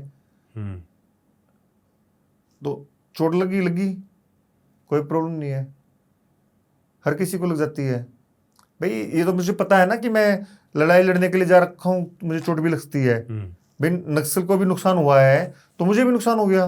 करेक्ट। फायरिंग तो दोनों तरफ से चल रही थी, लेकिन डर जाऊंगा कि आगे नहीं जाऊंगा, फलाना नहीं जाऊंगा, ये जो स्टेट ऑफ माइंड है आपको वो हटाना पड़ेगा, वो चेंज करना पड़ेगा।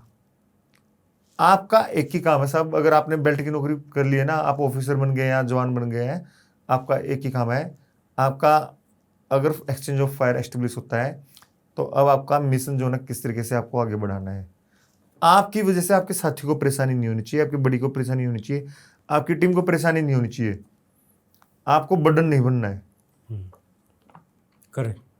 तो ये होना चाहिए। कोई कहता है ना कि ये ना डर सबको लगता है लेकिन कोई बताता नहीं है। ये डर वगैरह जो है ना, डर, हंसी, फलाना मलाना, ये जो है ना, ये ऑफिसर्स को ना ये वर्ड्स देते हुए शोभा नहीं देते हैं। देखो, अगर सीखना है ना, ऐसा नहीं है हम अच्छाई से सीख सकते हैं, हमको बुराई से भी सीख लेना चाहिए। रावण का एक बहुत फेमस वो है, उसका रामायण टाइम में मैं सुनता था, स्वयं भय भी रावण के पास आने से भयभीत होता है। आप अगर बनाना है अपनी पर्सनैलिटी ऐसी बनाइए कि है ना ये डर वर्ड भी आपके पास आने से व्यतीत हो। ठीक है ना, भगवान राम जिसे बनाइए जिसको पता है कि आगे एक इतने बड़े साम्राज्य का जो ना रावण बैठा हुआ है, उसके पास इतनी सेना है, लेकिन वो अपने जो ना कुछ ही सेना के साथ, वानरों के साथ जो ना चले गए। उनको पता है बीच में समुद्र है, कैसे पार करेंगे, वहाँ पे रास्ता निकाल दिया।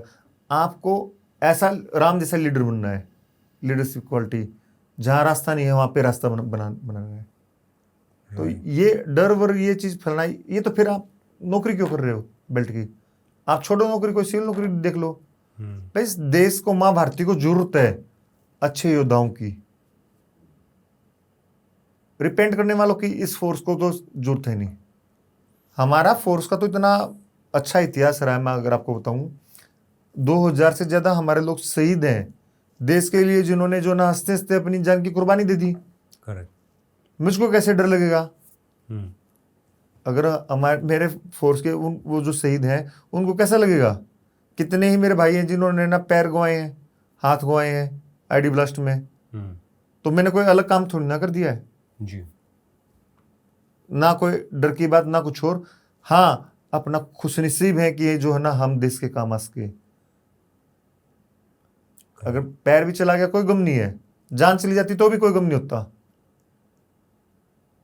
ये तो मैं अपने आप को लकी महसूस करता हूँ कि है ना कुछ देश के लिए कुछ थोड़ा बहुत कर दिया। कुछ ज्यादा नहीं किया है, किसी के ऊपर कोई एहसान नहीं किया है। ये मेरा कर्तव्य था, मैंने अपना कर्तव्य पूरा किया है।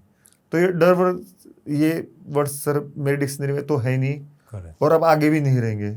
अभी मैं बता रहा हूँ, अगर भगवान ने चाहा मैं दोबारा जो ना अपना जो भी होगा, अब मान लो सपोज करो मैं बैटल फील्ड पे नहीं जा सकता, लेकिन ये थोड़ी ना कि मान लो मैं अगर रोड पे जाने लग रहा हूँ, यहाँ पे कोई इंसिडेंट हो गया तो मैं नहीं कर सकता, मदद कर सकता हूँ, या यहाँ कोई टेररिस्ट अटैक हो गया तो मैं पीछे हट जाऊंगा। नहीं, soldier is never of duty. Correct.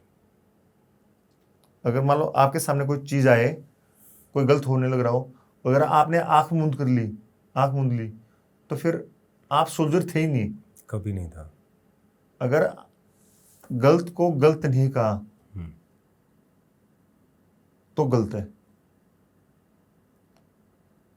और आपको सोल्जर और ऑफिसर ऐसा होना चाहिए देश का, जिसपे हर भारतीय ये कहे कि ना हाँ भाई, इस जैसा बनना है, इस जैसा जवान बनना है, इस जैसा अधिकारी बनना है। तो अपने आप को हमको इस तरीके से लेके जाना है। और हमारी भारतीय सेना है, भारतीय वायुसेना, नौसेना, सीमा सुरक्षा बल, आईटीबीपी, एसएसबी, अपना सीएसएफ, सीआरपीएफ, ये सारे मिलके जो पुलिस फोर्सेस जो देश को संभाले हुई हैं, पूरा देश सोता ही इन्हीं की वजह से है। करेक्ट।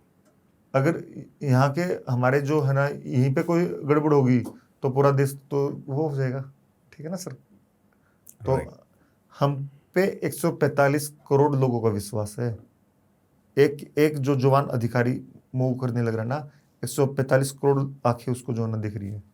अजय 2.0 वर्जन में एक प्रोस्थेटिक लेग है, एक रिहैब है, एक रिकवरी है, एक रेजिलियंस है, आगे की लाइफ है जो आप चुन रहे हैं या वो लाइफ आपको चुन रही है। आपकी ज़ुबानी मैंने बहुत कुछ सुना, बहुत गहराई से समझा, बट अब जो अजय 2.0 वर्जन बन के बाहर आ रहा है वो क्या होने वाला है? देखिए सर, मैं आपको बता रहा हूँ, अजय 2.0 ये वर्ड मेरे को थोड़ा सा अजीब सा लग रहा है, क्योंकि इससे पहले भी ये कि 2.0, 3.0, 4.0 मेरे साथ हो चुके हैं। कई बार मैं बिल्कुल मौत को छूते छूते वापस आया हूँ। इस बार फर्क इतना है जस्ट कि एक पैर नहीं है, और अब आपको जो है ना थोड़ा सा मैं कहूँगा कि भाई रूटीन वर्क्स में जो है ना कष्ट है, थोड़ा कष्ट है। वो भी कष्ट नहीं कहूँगा मैं, अब अपने आप को चेंज करना है। राइट। आप ये बताइए कि जब मैं सुबह उठता हूँ, मैंने बताया ना कि उठ के है ना तो सुबह ही फील हो जाता है कि है ना आपको प्रेशर लगा है, लेकिन आपको ना जाने में स्ट्रेचर नहीं है, स्ट्रेचर दूर रखा है। ठीक है ना, आप दूसरे को डिस्टर्ब नहीं कर सकते, या हर काम आप वेट नहीं उठा सकते। एक बेटे के तौर पे क्या काम है? माँ बाप की हेल्प करना। अब मैं अपने पिताजी अगर बीमार हो गए, उनको कैसे उठाऊंगा, वेट कैसे उठाऊंगा? कल वो सिलेंडर उठा रहे थे, थोड़े दिन पहले की बात है, मैं उनकी हेल्प ही नहीं कर पाया चाह के। थोड़ा दुख होता है इस चीज़ का कि है ना, जो हेल्प मैं कर सकता था अभी उतनी हेल्प मैं नहीं कर पाऊंगा आप घर वालों की। लेकिन मैं लकी हूँ इस चीज़ में, ना केवल पत्नी माँ बाप का सहयोग, मेरे दोस्त, मेरे भाई, उन्होंने मेरा इतना साथ दिया। आप शायद जिस दिन आए थे मुझसे हॉस्पिटल में मिलने के लिए, उस दिन दोस्त हाँ वहाँ पे थे। मैं एक दोस्त का नाम लूँगा तो ना, एक एक दोस्त का नाम लूँगा तो थोड़ा मुश्किल हो जाएगा इस पॉडकास्ट पे। लेकिन उन्होंने अपनी जान से ज़्यादा मुझे चाहा है, मेरी केयर की है। तो मैं तो मतलब अपने आप को ना नसीब वाला समझता हूँ। हाँ, अब जो जीने का जो तरीका है ये थोड़ा चेंज हो गया सर। जो काम एक पैर से 2 पैर से होता था, अब वो शिफ्ट होके एक पैर पे हो गया है और ये प्रकृति का नियम है। आदमी धीरे धीरे किसी भी दर्द को, जो पीड़ाएं होती हैं, उसको सह के जो ना आगे बढ़ता है। अब किसी थोड़े से सहारे की जरूरत पड़ जाती है। अब जो सहारा है, ठीक है ना, वो धीरे धीरे अब उनको जो है ना हम कैसे सपोर्ट कर सकते हैं, उस बारे में सोचना पड़ता है। भाई दूसरे के ऊपर डिपेंडेंट कम रहो, कुछ काम खुद कर लो, ठीक है। छोटे छोटे चीज़ जो है ना उस बारे में थोड़ा सा माइंड अप्लाई करना पड़ता है। आज ना मेरा मन नहीं कर रहा कि इस पॉडकास्ट का हम अंत करें, बट एज दे से ना रिटेंशन पावर सबकी कम होती जा रही है और ये सिलसिला आगे भी जारी रहेगा जब हम और आपके मिशंस के बारे में बात करेंगे, जब आपको और अवार्ड्स भी मिलेंगे। जाते जाते अपनी जनता, अपनी ऑडियंस के लिए आप कुछ शब्द जो आपके दिल के करीब भी हैं और जो मैसेज आप इस मंच से उन तक पहुंचाना चाहें, मैं चाहूँगा आप फ्रेम में देख के बोलें, ऐसा महसूस करें कि शायद जनता आप भी को देख रही है और आपको सुन भी रही है। देखो, मेरी जनता से तो एक ही रिक्वेस्ट है कि आप खासकर देश के युवा नशे से दूर रहें और जो भी आप काम करना चाह रहे हैं, चाहे आप डिफेंस फोर्सेस में हैं या फिर सिविल उसमें हैं, आप अपने काम में बेस्ट कीजिए। और मेरा ये मानना कि करप्शन को जो है ना इस देश से ख़त्म करने की बहुत ज़्यादा ज़रूरत है। ना किसी को रिश्वत दें और ना किसी से रिश्वत लें। अपने काम को ट्रांसपेरेंट तरीके से कीजिए और उम्मीद रखिए कि है ना सामने वाला भी जो है ना काम जो है ना इसी तरीके से करे। देश को हमको जोड़ना है, देश को तोड़ना नहीं है। और देश को जोड़ेंगे कैसे? देश को जोड़ेंगे अच्छे विचार रख के। अच्छे विचार रखोगे तो आज ही सतयुग है। अगर मन में सोचोगे कि कलयुग चल रहा है, कलयुग चल रहा है, तो हाँ सच में कलयुग चल रहा है। इसलिए हमेशा सकारात्मक सोचिए, अच्छा सोचिए और अच्छी धारणा दूसरे के लिए रखिए, क्योंकि हम जैसा करेंगे हमको वैसा ही भगवान जरूर देगा। ये मेरा मानना है। जय हिंद, जय भारत। दोस्तों, कुछ कहानियाँ सुनी नहीं जाती, उन्हें महसूस किया जाता है। असिस्टेंट कमांडेंट अजय मलिक की कहानी सिर्फ एक ऑफिसर की कहानी नहीं है, ये कहानी है करेज की, पेन की, ड्यूटी की, दोस्ती की और एक वापस कमबैक की। और इसी का नाम है दी अनटोल्ड स्टोरी। अजय, मैं तहे दिल से आपका शुक्रिया अदा करना चाहूँगा कि आपने अपना कीमती समय निकाला और अनटोल्ड स्टोरी के मंच पर आप आए। Thank you so much my brother and wishing you all the very best in your future endeavors, and I'm not using Ajay 2.0, Ajay Malik 2.0 और 3.0 और 4.0। मुझे महसूस हो चुका है कि ये कितने ओज ऑलरेडी आप कर चुके हैं और आपकी जब बातें जो गई हैं ना वो मेरे जहन में इतनी ज़्यादा इमर्स हो चुकी हैं कि आई फील दैट एक तो प्राउड मोमेंट भी फील हो रहा है और साथ साथ मैं उस वाले रेल में चला गया हूँ जब मैंने भी अपनी यूनिफॉर्म पहनी थी। वो यूनिफॉर्म आज भी कहीं ना कहीं पहनी हुई है एक पर्पस के नाम पर, उसी मातृभूमि की रक्षा के लिए, उसी पर्पस के लिए। और जब आपने यूथ के लिए जो बात बोली, नशे के बारे में आपने बोला, जो आज की डेट में हमारे यूथ को सबसे ज़्यादा अब्यूज़ कर रहा है, और आपने करप्शन की बात करी, क्योंकि एक करप्टेड माइंडसेट ही एक देश के वजूद को ख़त्म कर सकता है और हम आज वर्ल्ड वाइड में वो चीज़ें देख रहे हैं। I am so thankful, I am so glad कि आपने जो बातें बोली, अगर हमारी ऑडियंस वो सुन रही है, समझ रही है, तो it will make a lot of difference. Thank you so much for being a part of the untold story. मैं अपनी जनता से फिर एक बार तहे दिल से दरख्वास्त करूंगा कि प्लीज़ आप कमांडर विक्टर माइक के चैनल को सब्सक्राइब करें, बेल बटन को दबाएं और इसी तरह अपना सपोर्ट हमें एक्सटेंड करते रहें। आपका सपोर्ट मेरे और मेरी टीम के लिए बहुत इंपॉर्टेंट है और आपके सपोर्ट से ही मैं इस मंच पर और बेहतरीन इंस्पिरेशनल स्टोरीज़, इतने बेहतरीन वॉरियर्स को आप सभी तक पहुंचा पाऊंगा, उनकी स्टोरीज़ को आप तक पहुंचा पाऊंगा और आप लोगों से इसी तरह जुड़ा रहूँगा। So please don't forget to like, share and subscribe to commander Victor Mike's channel. जय हिंद, जय भारत।